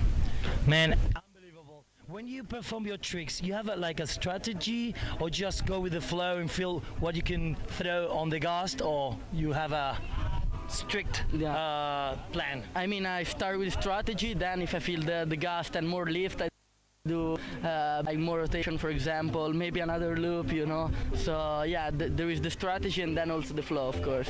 Yeah, sometimes I see you try to do something, maybe you can tell that trick, and then you take up, you do something else just to take advantage of that boost, And did all your tricks, or there is some tricks you are saving for tomorrow? I did the 20% of my tricks, so let's stay tuned for tomorrow, guys. Oh my God, 20%, that's a lot, eh? That means he has a lot of things to do there. You're gonna rock us today, tomorrow for sure. We wish you a lot of luck. It's unbelievable the level you're getting and pushing the boundaries. It's a pleasure to see you and congratulations. Thank you, man. And stay tuned for tomorrow, guys. Let's rock at GKA 2023. Do you wanna say thank you to your sponsors or family? Yeah, of course. Thanks to my family that is here, and I'm really pleasure to my family that is here, and of course to Duoton and Ion that give me the best kite. Yes. Forza Italia. Forza Italia. Okay, thank you very much, Andrea. It's a pleasure to see you here, and hopefully you're gonna get that title back home, and you deserve it. Just one little question I forgot to ask you. Where do you train? Where are you based to do all your trainings? I was training in Italy, in Tuscany, where my mom had a school. My mom teach me, and right now I'm traveling. Because in Italy right now is not so much wind, so I'm busy to travel, but it's good, it's good to see new place, always searching for the best condition for training, and yeah, it's like this, but it's always good have a nice kite session at home. If you're not at home, which is your favorite spot? Probably here or Cape Town, I think, but maybe more here, because here the wind is really, is powerful. Cape Town is like powerful, but 40 knots here is like 15 Cape Town, for make you example, so like this you can. Yeah, good to know. At least in Cape Town you had the best kickers in the world, yeah. This is another thing, about the kicker. Cape Town have the best about the kicker, so you go, I like this maybe more for the kicker, but if here was like the kicker in Cape Town, he was like flying 40 meter, man. Okay, man, thank you very much. Looking forward to see you more often here in Tarifa as well. And of course, stay tuned, because he did only the 20% of all his repertory. This means that tomorrow we're gonna see a lot more. And yeah, so thank you very much, and see you guys. See you in a Thank bit. you, guys. Okay, so here we are, back to the action. Nice to hear words from Andrea Principi there after his quite outstanding performance in that last heat that he had just before. Aaron Hadlow also had quite an outstanding performance. So those two riders advancing through to round 3. It's not anyone can't lose at the moment, because they do go to round 2 if you become second or third. But Hill Vloot at the moment on your screens. One of those riders that knows this spot very well. He joined us in the booth earlier, and he was saying, words that came out of his mouth was he's feeling super confident. Yeah, he is. The other riders have caught up a lot now, especially with their equipment. He had that benefit of having that super amazing light kite they was using. Now we're seeing lots of equipment that has stepped up to it as well. So he's lost that side of the advantage, but he definitely knows the conditions. With the doobie loop that we've just seen from him, thanks again if you have joined us today. Well worth the wait, as we see a lovely takeoff with that front roll brought off contrary, but he just couldn't stick it together, unfortunately, from, I think that must have been, I think that was Chemo Verkerk. Chemo's riding the duotone, I believe. Oh no, so that was Valentin Honderop on a slingshot. Maybe you're right, maybe I'm wrong, maybe you're right. I don't know, Valentin's on the air rush. Okay, yeah, so that must have been Chemo on a slingshot. Maybe it was. I don't think there is a duotone in this heat. No, maybe not. But on the Ocean Rodeo, it's definitely Gielvlug, Valentin. Chemo Verkerk. Well, what's nice on the beach is the guy holds up the colour for the Rash Fest, because they're taking it in turns here, which has really been proven. Of course, the Lords of Tram ran like that. And right now on the Air Rush with a mega loop delayed back roll, he's got sent into another one, and he just couldn't take the wobble and gets nailed on the board after that. Valentin Henderop really looked like he had that in the bag, but you never know from these angles how well someone's feet's back in the strap, and if they're not in perfectly, it's like landing on ice or something, and he just wobbled out of it and got absolutely caned out of his board. So it's Gielvlug at the moment currently leading this, scoring a kite loop front roll, which was a double front roll, a doobie loop. Didn't score so well for that, and he's not getting huge height back roll. Also, was that a front roll? I'm starting to get tired now. No, I mean, he looks like he's on one of the bigger kites as well. I don't know if it's the shape of that Ocean Rodeo that makes it look a little bit bigger. But Hill, they're looking at maybe 9, 10.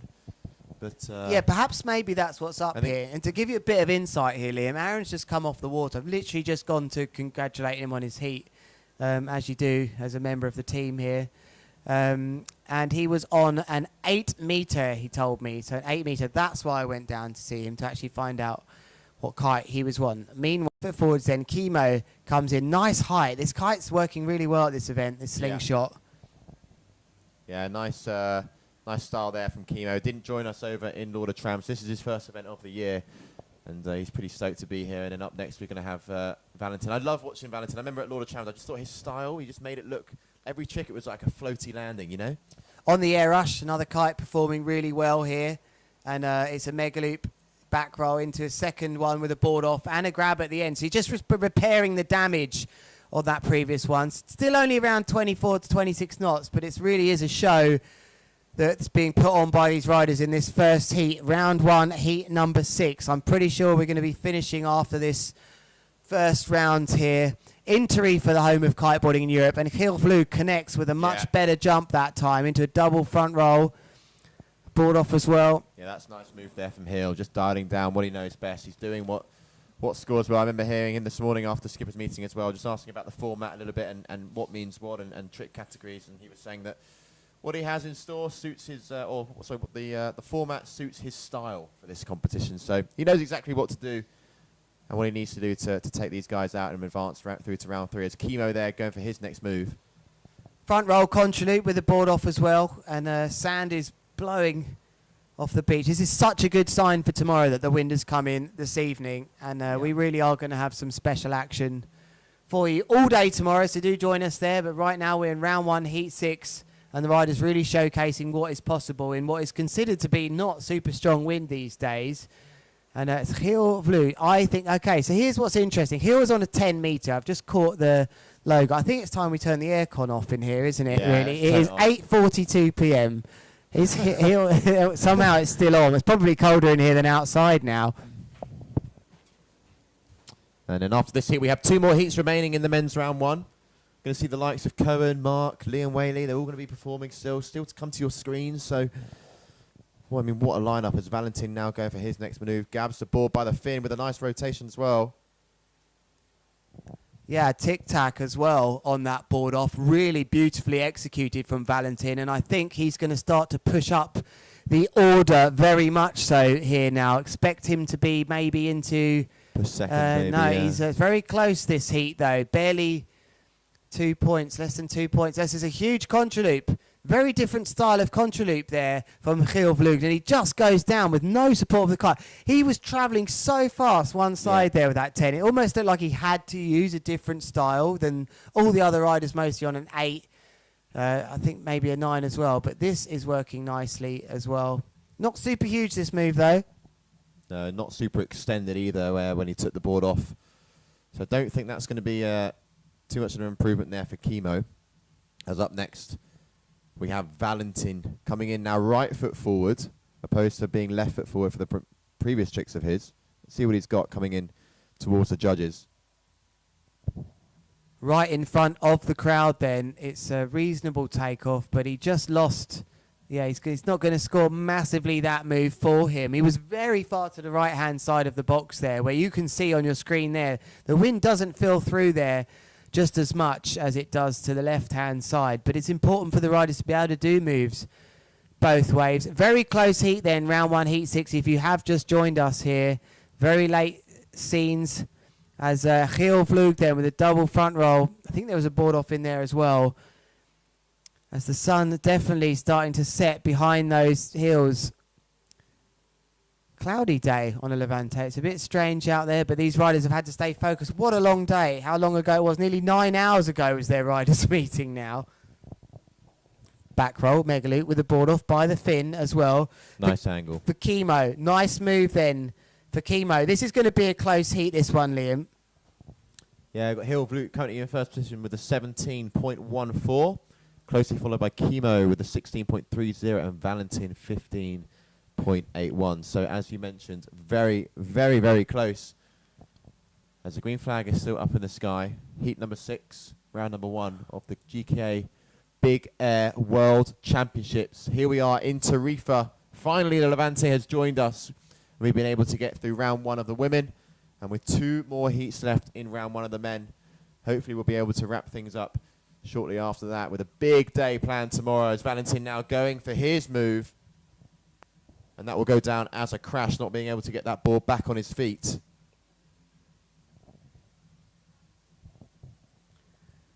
This is very close, this heat. Very close indeed. Not many manoeuvres left for these riders. 7 trick attempts, 3 tricks. Count, remember. Hilvloot now, left foot forward. Barely a 1.5 separating all of these 3 riders. That's much better height from Hilvloot. Goes into a mega loop, double delayed back roll, if you want to call it that. And that, will it kick out any of his moves? That is it going to be bigger than his kite loop front roll, which was also double rotation? I think it will be. I think he's going to drop the 5.10 perhaps here, unless they feel it was a bit of an easier move. So just take a look at his scores there on your screen. It's the 5.10. That's his lowest scoring move of this heat so far. Will it knock that move out? It's only going to do so by a little bit. So one very much feels like one of these riders is going to have to land a big move. They've all got quite consistent scores. Hill's the only one with 2 6s in there, though, but could easily change this one. Valentin there just looking like a little bit frustrated. I don't know what he had sort of held his hand up and think to sort of be like, what's going on? Unhooking. Surely he's got to be a double on the end of this. Maybe. Lots of rotations on the way down. It was a wonderful execution. Amazing. How we heard people say that Unhooked was dead. It is not dead. In these sorts of wins, the riders are performing these moves. How well is that move going to score? Very well technically executed. A big high handle pass with multiple rotations on the way down from Chemo.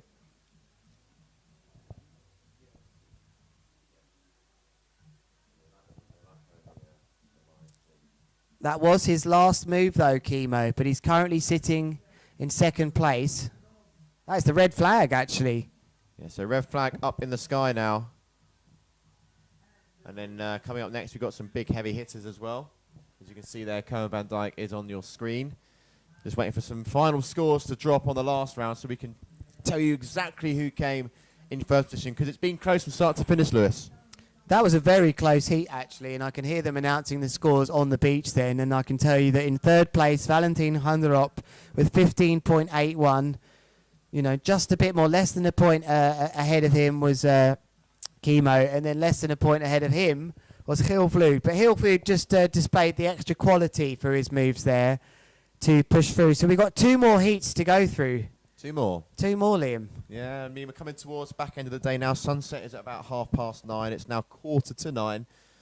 So I wouldn't be surprised if after these 2 heats, the sports team decide to wrap things up. And that will be round 1 of the men's and the women's twin tip disciplines. We also finish round 1 of the men's surfboard as well. So going into tomorrow with 3 disciplines to finish, the men's surfboard and these 2 twin tip divisions, everyone's at the same stage. And we saved the best till last with the best forecast. They'll be dead happy about this, that's for Yeah. sure, yeah, to get through like this. And just watch it. What you're seeing on your screens now is warm-up moves, which is, I mean, I never used to do anything until it was, the last thing I wanted to do was mess up and drag myself out the box with a kite tangle. These guys are so confident in their moves. They're They make it actually look so easy as well. It's like they're just dialing down some easy stuff. they're warming up with their best Yeah. moves, like not even like minutes before, like seconds before the green flag. It's unbelievable for me just how confident they are. And we're gonna, should we get Oswald Smith in here? Yeah, let's. he wants to come in. Nicholas Gambier, Cohen van Dijk, and Mark Jacobs in this heat. Yeah, I'll let you, Lewis, I'm going to let you enjoy some time, some quality time with the one and only Oswald Smith, who's just going to take my seat, as you've got a big heat here, buddy, to commentate on. Oswald Smith, you've joined us here as we see a front roll mega loop, not the highest one then from the Nash rider who's just gone out on the water. I've got to recompose myself after that shock that you were coming in here to join me, and that must have been Nicholas Gambier, because how are you doing, Oswald? Can I call you Oswald? Yeah. Hey, Lewis. I'm really good, thanks. Well, we are enjoying an epic day of action, right? Did you expect the Levante? You live here, you know, the action's going on in the background now, I know, but it's always good to catch up with Ozzy. Did you expect, you know the place really well, did you think the Levante was going to come in tonight? Yeah, to be honest, I had no idea. I think the wind the last month has been super unreliable, and right now we're actually lucky to get this amount of wind. I think it's 30 knots out there. The guys are on 9s, and some on 8, some on 10s. It's it's very different styles we're going on. Heels on his big 10. Aaron's just come off the water after obliterating his heat. He was on an 8 meter, and it's 24 to 26 knots now, so it's quite impressive. So we've got to start talking about the action right now. We've got Mark Jacobs, a King of the Air winner in this heat now. He knows how to deal with all conditions, but coming right in now and going out onto the water, it's Nicolas Gambier, another Frenchman. Lots of French riders out here, but there's lots of South Africans now. We've got Nicolas going for a contra loop, just couldn't get the height. See, that's the thing here. Like, you never know when the gust is going to come. That's what's make this place so challenging. And normally when it's gusty like this, you can look upwind and wait for just the wind line. But here we have sand, so they can't actually time it that well. That's a very good point, actually. So it's a nice mega loop delayed roll going around with the board off. That's a nice move there. Landing that really nicely then is Coan van Dijk. The only time you can actually see upwind in the water is when you're in the air, but you're doing your trick. That's when you can look out to the Mediterranean Ocean over this pier here, but you really can't take any notice of that. You've got enough going. A massive move here from Mark Jacobs, clearly going higher than the others, a double front roll. I think that was a backhand send as well. Big move from Mark Jacobs. That's going to do well for his scores, Ozzy. Yeah, I would definitely say that's probably the best trick so far in this heat. He just managed to get the height, lots of board control, kite control, and Mark always just pulls the trick with so much style. There we go. 6.5, highest trick of the heat so far. Really, really well executed. It is round 1 of the men. Big air here at the Qatar Airways GKA Kite World Tour. I'm Lewis Crathen. On the water is a contra loop, which isn't going to score massive. And to my right-hand side is Oswald Smith talking me through this. Local time is now 8:52 p.m. Nearly 9 hours ago was the riders' briefing. Only at a place like this can you say those sorts of numbers. Huge dangle pass by Cohen. Oh, double rotation on the way up, one on the way down. Yes. That's nuts. Oh, and another rally just for fun. Ozzy, you rightfully got on top of that one. That was a double rotation. How many times do you see a double rotation on the way up into a handle pass? Are the judges going to reward that? To be honest, it looked like a double rotation, and I'm not quite sure if it was. Maybe because it went into the... But I feel like in this type of wind, that's the kind of tricks I want to see. They're not really getting the height on the kite loops. The kite angle isn't right there. And when I see, big dangle pass and kung fu pass like that, it's just an element of surprise, and I think they should be rewarded pretty well. Well, kung fu, 5.67, so it's all right. I think it could be more too. It's not going to be maybe one of his highest scores, I think, when he starts to get going. But not bad. But for the risk level taken, as we see, Gambier unfortunately has to back break that one, and... he's now going to be the one fighting to try and get up with the other two. We've already got 3 nice scores over 5. The other two are pushing for first and second here, Ozzy. Yeah, I mean, it's going to be pretty hard for Nicolas now at this moment to get there. He can do it, but they've all got to be bangers. Of course, you got to go for it, especially riding against Mark and Cohen. Both are extremely good at kiting. Mark has been king of the air, number 1. Cohen just... did amazing this year. His progression this year has been ridiculous, and these are 2 of the best riders in the comp, and Nicolas has got what it takes. He's just got to go for it. Cohen there with he got absolutely drilled out of that one, and I hope he gets his kite. He looked so in control on the way up of that move. Was busy listening to you, Ozzy, but it looked like it was a front roll maneuver with a contra loop involved. Beautiful take. The best riders take off every time perfectly, and here is one of the best in the world. Mark Jacobs may be looking to try and remind everyone just how good he is at this event. Double back roll, board off there, sticks the board on nice and clean. Nice landing there. He really had to absorb that through the knees, Ozzy. But yeah, super good landing. It's very challenging as well because he didn't have time to do a down loop on the way down. And yeah, luckily MJ is a big boy and he can absorb those landings properly.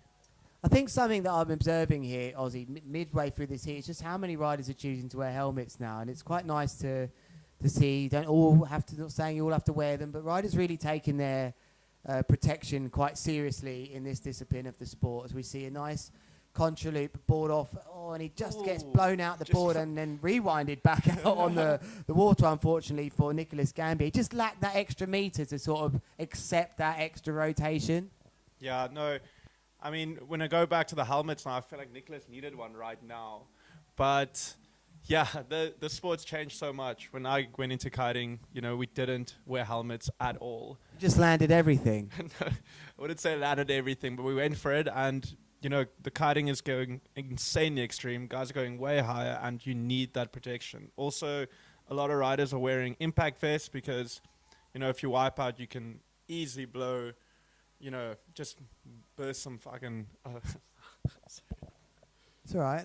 They'll blank that. And, yeah, you can really hurt yourself. Yeah, they'll get rid of that. Don't worry. We're always about 10 seconds behind Aussie. Don't you worry at all. Okay, They're pretty on it in there. So left foot forwards then is Kohan going. What do you think he's got for us now? Cohen is going to go for a contra kite loop board off. Watch. Oh, no. I got it wrong. Oh, Sick, that though. is sick. It's about 3 back roll rotations with a board off, and that was lovely because he went up into that first back roll, took it off into the second one, which seems to be one of the most technical moves. That's going to be the highest scoring move, I think, so far. But is Mark Jacobs going to just copy that trick right now? He's coming right foot forwards. Yeah, MJ just missed the magic gust there. And going back to Cohen, what I really like about him is he always puts the kite super low, And level, like it used to be. It did. They all had to be level. MJ. Whoa! What a back roll. Oh, he gets a back slam. What happened there, Ozzy? He just fell out the sky. Yeah, I think that last rotation, the kite just pulled him completely the opposite direction, and he was just hovering under the kite in the opposite direction. It's hard to always know exactly where you are in relation to the kite. So, yeah, I mean, these guys, for them, it's all second nature, but sometimes you do get it wrong. Here goes Nicolas Gambier. That's a much better takeoff in this move now. He just can't put it together.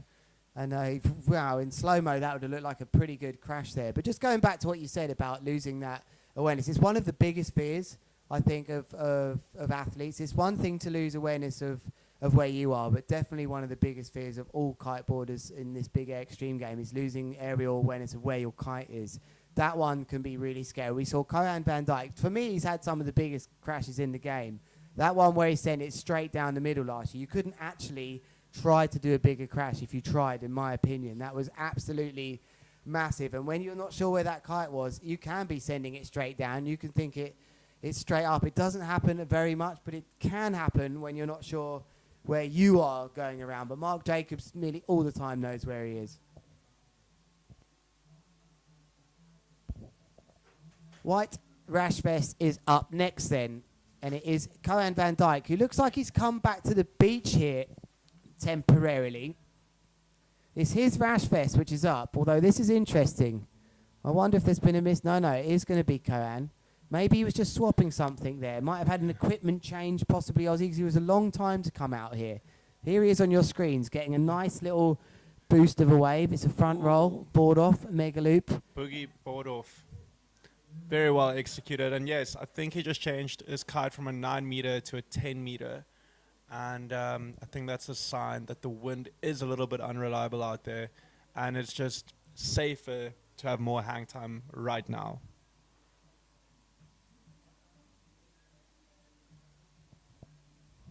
That's a nice takeoff there from MJ. Oh, a nice grab as well there. It's a bit far away to see what that was, but that was quite nice from Mark Jacobs here.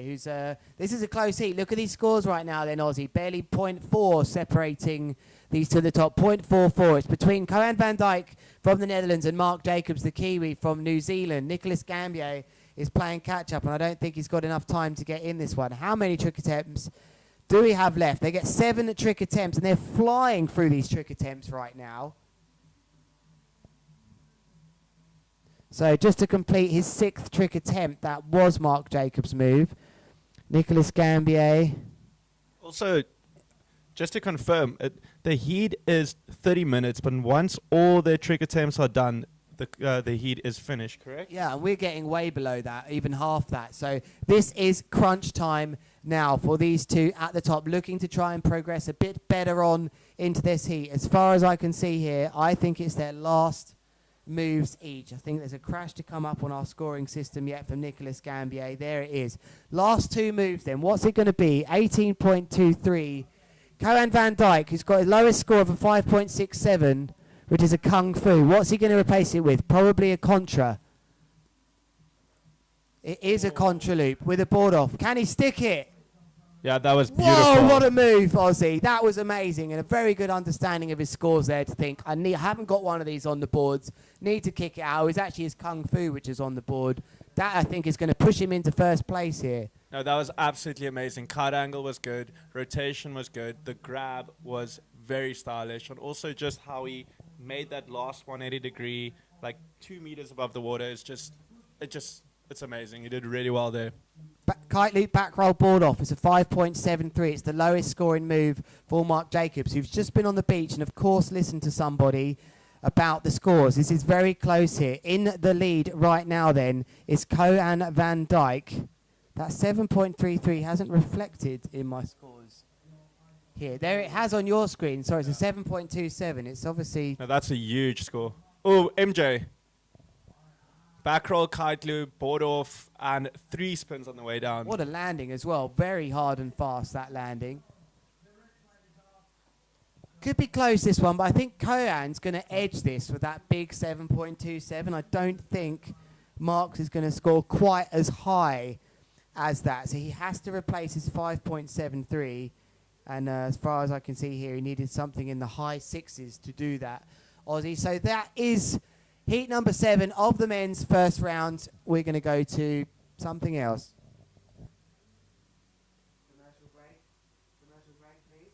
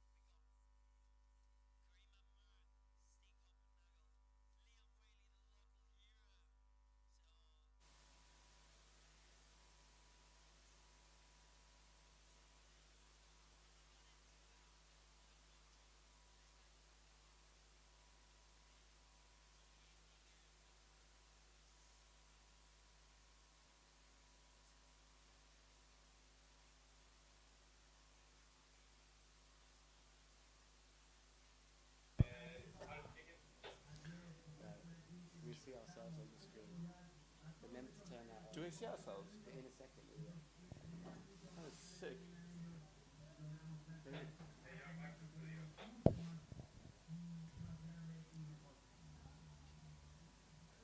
Welcome back then to the Qatar Airways GKA Kite World Tour. They said they'd see us in the studio, and they can see us in the studio. Ozzy, is there anybody you'd like to say hello to? Your mum maybe might be watching. Hello, Mom. Hello, Dad. Hey, guys. Hey, Safas. And South Africans. Everyone all around the world, hope you are ready. This is the last heat of the day and of the first round. And this is probably some of my favorite riders. Liam, who's actually leading the World Tour rankings. Stiggy, who has been doing exceptionally well at King of the Air and Big Air. And Karim, who has been... Who knows what he's going to do? He knows it. Is your mic on? Just checking. Yeah, it's just, I had to check. Okay, yeah, I think it is on, yeah. No, it's definitely on. It's Oswald Smith joining me in the studio here. I'm Lewis Craffen, and we are having a great time. We have had an absolute roller coaster day of broadcasting today, but actually the day has turned out pretty epic. 9:04 local time. As you said, Ozzy, we got some big names in this one, and it must be Karim starting this off, I would have thought, with maybe the lowest ranking in this heat, but you never know now. He's got this duo Tony's on a Rebel, it's a big one. Huge. front Huge. roll. Whoa! Please land that. Please, right Oh, away. He's nearly ridden out of one of the most outrageous mega loops we've seen. Get rid of that screen. We want to see. I think I would have given that a 10. That was outrageous. And we were just saying, we don't know what he's been up to. Karim Mahmood, we talked about level kites. That was below him for a bit, Aussie. Wow. I'm actually... Oh, that was insane. I'm actually He was disgusted so to close see to wouldn't landing allow him that. to land that. You know, just give him like something for trying, because that was ridiculous. Give him something for going through that, I say. And it's a mega loop. Back roll with the board off then from Stig Hoffenol, a former podium finisher at the Red Bull King of the Air. This guy knows what he's doing. Hasn't had the performance here that maybe he would like. But we got Liam up next. I want to see Karim back out there. Yeah, I want to see Karim as well. An insane commitment to that, because he's on a big Rebel. I think he's on a 9 or 10 meter maybe. The other two kites in this heat are... And those Rebel kites got so much power that a 9 feels like a 10. Yeah, we got another duotone, and we've also got the Nash of... See, Aaron Hadlow walking past the screen, pointing out, did you see that move there? Like, he knows that bit. That was one of the biggest moves. Here we got Liam. Oh, back row kite loop, board off. Really, really well executed. Liam almost never crashes on that trick. And what makes it really good, that trick, is every time he does it, he seems to get completely inverted, which is quite difficult, yeah. Anyway, back to the man. Karim, here we go. Come Karim, on, boy. What's he going to do? Go on, give me another one. It's nice. Oh, yeah. It's a nice move, that. He's gone into a he's doobie loop with definitely 4 going for the spins. front Oh, rotations. yeah. Oh, he's back, and he's got a point to prove. And all these riders here that maybe aren't as known with their seedings. Karim Mahmoud there with a lovely move. An Egyptian. We're seeing lots of Egyptian riders appear these days. It's great for their scene. We're seeing big air riders come from places such as Mkani Beach Club down there. On the Stiggy just styling it out, nice and easy. Stiggy looks good. Stiggy looks calm and composed, and that trick actually looks easy, but it's not that easy because you have to grab it from your fin, which is a lot harder than grabbing it from the handle. Stiggy also looks really good in Cape Town always. He's rocking like one of the real blinging Mercedes-Benz when he's out there. He's one of the riders that doesn't choose the cheaper rental cars out there, as this man also no stranger to nice cars. Liam Whaley, Porsche rider there. It looks like a doobie loop. He actually did a little roast beef crab or stalefish. I don't know if you saw that in between. That's why we need you here, Ozzy. And yeah, in freestyle, that's a really, really, really good trick. And I wanted to finish about that comment about Egypt, because we've also got those up in Dahab at Blue Lagoon. Lots of you riders coming out there and pushing each other all around the area. Soma Bay, Hurghada, El Guna. Meanwhile, right foot forwards, there he is, the man I'm talking about, Egypt. He's got thrown into a rewind. What a landing! What an unbelievable landing there. Even he was about to land and thought, I'm landing. Rotated into another rotation. Karim Mahmoud really putting Egypt on the map as well here at this competition with another amazing move. He's got our attention from that first move, which I'm going to have nightmares about tonight, that mega loop. If he'd have landed that, we're saying it was a 10 in here. He didn't land it, unfortunately, but meanwhile, Stiggs is next up. Oh, I mean, I kind of just want them to replay that trick. You'll never see it again. That was insane. To be straight up with you, Aussie, we'll never see that again, which is... Oh, no, we might. Someone might have filmed on the beach. We I might hope have seen someone that did. again. We haven't got replays, unfortunately, to show you here, but... I mean, it is the end of the day. Everyone's tired. The videographers are tired on the beach, and I just hope someone captured that. Surely someone filmed Karim Mahmoud's... Here we got Liam coming in, left it forward, nice kicker, back roll, oh no, front roll, sorry. Well corrected. Yeah, it's nice from Liam. Multiple front rolls in that one. Must have been he doesn't like to contra-loop left foot forwards. He's more of a right foot Liam's forward. problem is he almost makes it look too easy. So for the judges, they must be like, just another one. Oh, Karim, come on. He's got the contra-loop. Doobie contra. He's really in touch with his equipment here. He's getting that extra rotation at the end. And he's doing a great job here, Karim. He's up against two very well-established riders. And he's going to get his third trick score in here now, which is it's the fourth trick of the heat. They get 7 tricks each. He's always the first to start in the order. Then it's Stig, and then it's Liam. That's the order down to their seeding. Stig has gone for an unhooked maneuver, Aussie. Double. Kung Fu. Oh, how many spins is that? Oh. Man, it's a hot. Yes. Just got dropped out. It was a bit unfortunate there. As he brought the kite round for that sort of rescue loop, didn't have any lift in the kite, and he just got dropped out. That's such a frustrating feeling as a big air kiteboarder sometimes. It wasn't his fault, really. Yeah, he unfortunately pulled on the front side and did a down loop instead of a normal kite loop to save him.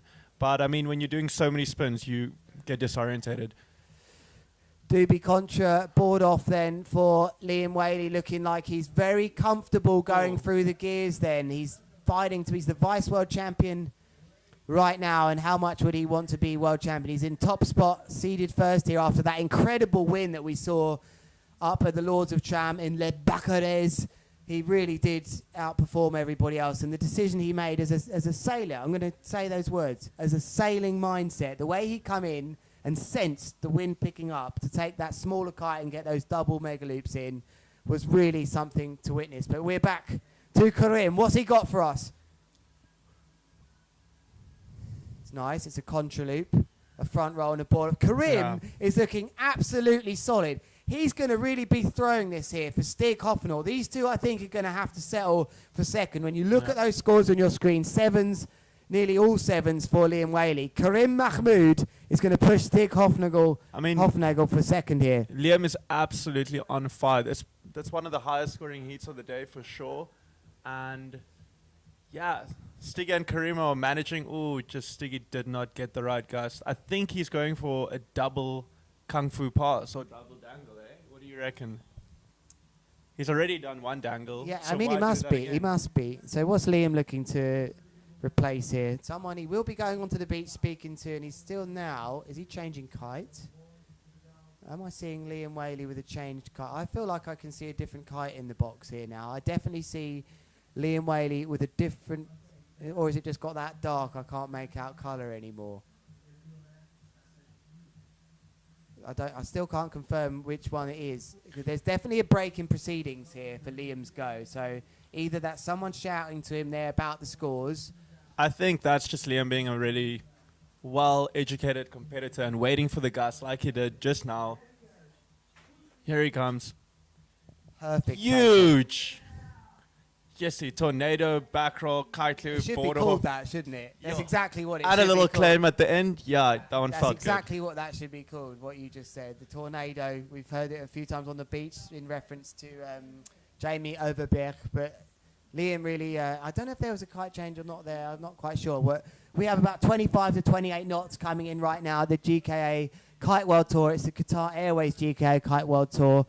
Starting to ramp up after that amazing awards night that we had on Saturday, the big gala night, and we've now had conditions which weren't that suitable but have become epic. Here we go, the young Egyptian. Ooh. Not as high as Liam. Yeah, you can see he was a little bit frustrated straight from the takeoff. But his landings have just been so smooth, Ozzy. He's been performing absolutely well. I'm not sure how many competitions Karim Mahmood has been in, but do you know what? It looks like he's been in hundreds. All landings have been good except the first one. Yeah, and that wasn't arguably his fault, that one. Must have been a piece of chop or something. Or the orcas. I've heard there's been orcas around. A mega loop with a board off. I have actually heard that by the fin. I've heard that people don't sail around here anymore because the orcas attack the keel of the boats. That's actually what I heard off a sailing friend. I feel like that's something you saw on Instagram. No, he was here just a day ago. He works in Gibraltar as a sailing instructor, and he said you won't see many sailing boats around here because the orcas are attacking the keels of the boat. I'm not a sailor, so I don't mean The anything. orcas to me. must love. Oh, wait, here we go. By the fin, this board off then from Liam Whaley gets that extra yank that's so common associated Even with. every single landing, if you guys can see, like how he needs to reposition his whole body just to keep tension in the kite is, it's really well executed.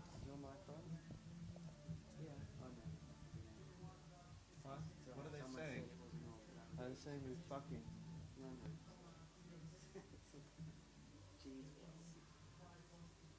Cheese roll. Yeah, we're getting some comments here saying that it should be called a cheese roll. We have hit 30 knots. We have hit 30 knots. And here is the man. Karim, come on, give us another one of those. Yes, ooh! It's a double front roll into a contra loop, and it's just his touchdowns have been out. If you could get scored on landing, I think he would have won the heat. His little tail tip, sliders into there have been really smooth for Karim. And he's in second place by 0.6 of a point. Things have got interesting. How have I missed that? Where are those scores? I'm on someone else's laptop here. Oh, here we go. I've got it. So he's got 0.6. And was that his 7th trick, though? We are down to his 7th trick. Is that our last trick? Oh, double. It's going to go for a double. Watch, boys and girls. That's going to be... He has to. He has to. Oh, come on. He has to. But no, perhaps it might upgrade his other unhooked move. Oh, no, because he blew that one out. I just know Stiggy's super well. He's and in he second, wanted though. to do a double, I'm telling you. Something changed on Karim's score there, I feel. The judges may well not have been finished. So, Karim, there will be a... what's the word when you look into things? Karim needs a 6.48 to advance. Can't do it. He's had his last move, I think. Ooh. I think he's done. Yeah. Last So trick for Liam, now, what's it going to be? he doesn't have to hurt himself. Here we go. But he might choose to train. Massive. Oh, he's actually crashed. But maybe because he knew he'd won the heat, He'd already known he's won the heat. I think he just wanted to get wet, Happiness. But that is it for today. Wow. I think that is going to be it for today. So we're going to say... Here we got Karim just coming in for fun. Well, maybe we need to keep this guy on the screen because he is absolutely... Give us one more of those. There is one more of them. Oh, man, that was That's what insane. we wanted to see. That's what we wanted to see on that first move. Such a shame we didn't get the landing on that. We will do everything we can to find that first move of Karim. That looks like he's going to have to settle for... it was insane, that first loop. But there are your results there. Liam Whaley in first, Stig Hoffnagel in second, Karim Mahmood in third. Surely they're not going to run anything else now, 9:16 p.m. Ozzy, it's been a pleasure to have you in the box here. Always a pleasure to have you in the box. Thanks, Lewis, bro. It's been good. Happy to be here, happy to see, and happy to look at some good riding. Oh, there's Liam just enjoying himself. Nice scenes here at the end of the day, and I hope that those of you that have been patient with us have enjoyed the day. Big day of action coming tomorrow, and I'm now going to have a break. Goodbye. Enjoy the evening.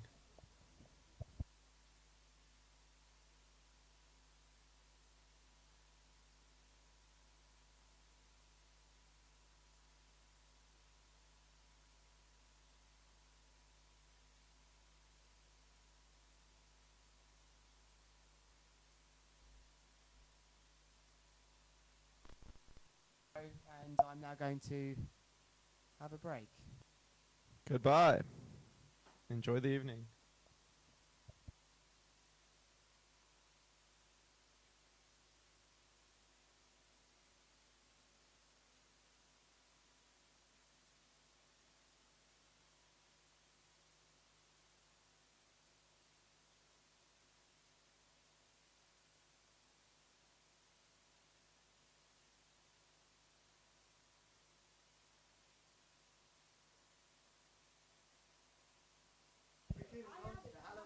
We're going to go now, I think. There you go. I mean, Lewis just coming down there. Everyone's frothing over Chemo's last move there. It's Karim. We've had that lovely first noise. heat, but the chat really in the background is, and it's lovely, and we don't mind that you can hear what's going on in the background because so much energy has come through the event in this last part of the day. The Qatar Airways GKA Kite World Tour.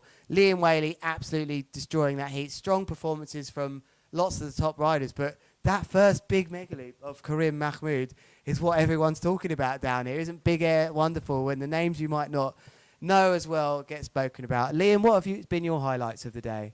I mean, that move has to be it. There was also every heat has been huge. We've seen, what's been my highlight is seeing these riders go out in these conditions, like 25 to we didn't really maybe hit that 30 knot mark, but the level that we saw still ranging from say 23 to 28 knots was just crazy. And so now good. I'm like, tomorrow's forecast is going to be, we should see at least 30 knots. So we're going to get a little bit of everything when it comes to big air in this event. I mean, what a day it's been. Over 9 hours ago, we had our riders meeting, which is pretty long. There is Liam Whaley, who's getting congratulated for that pretty epic heat we just saw of him. And the scenes there, it is 9:20 p.m., still a bit of light, still people kiting on the water, as you can see, in Europe's mecca of kiteboarding. It's been a pleasure to have you on board with us with a bit of a difficult broadcasting day, as someone else just sent something mental out on the water. We look forwards to seeing you tomorrow for the finals here at the Qatar Airways GKA Kite World Tour. I've been Lewis Crathen. This is Liam Dredge. I can still remember your name. Yeah, no, thank Liam. you very much. And thank you and good night. Yes, thank you. 8:30 in the morning. That's the plan.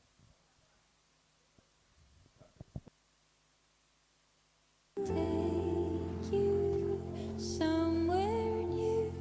Show me burgundy sunset sky. Let's fly.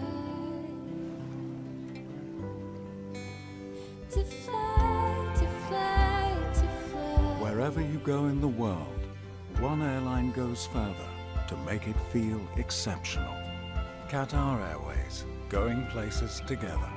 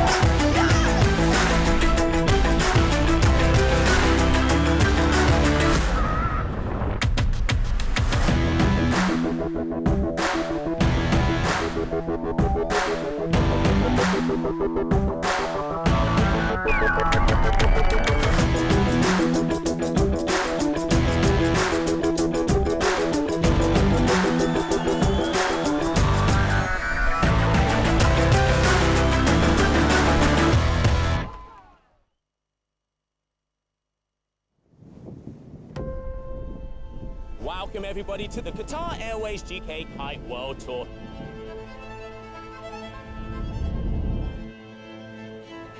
Inside the water, like everybody want to win.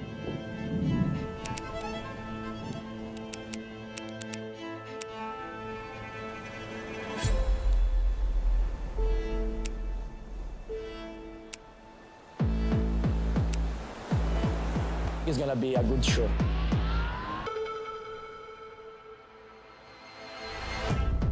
We now have like the best showcase.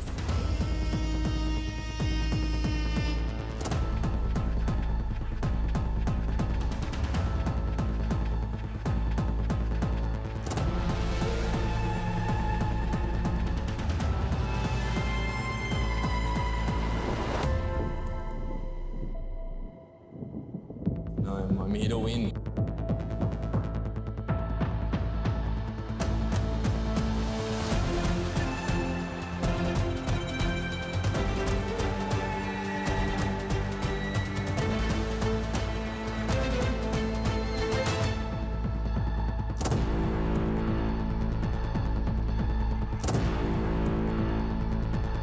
For me, freestyle is everything in my life.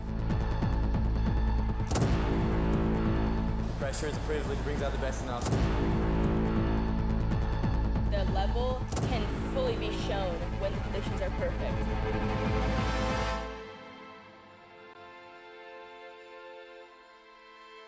It's time to show it.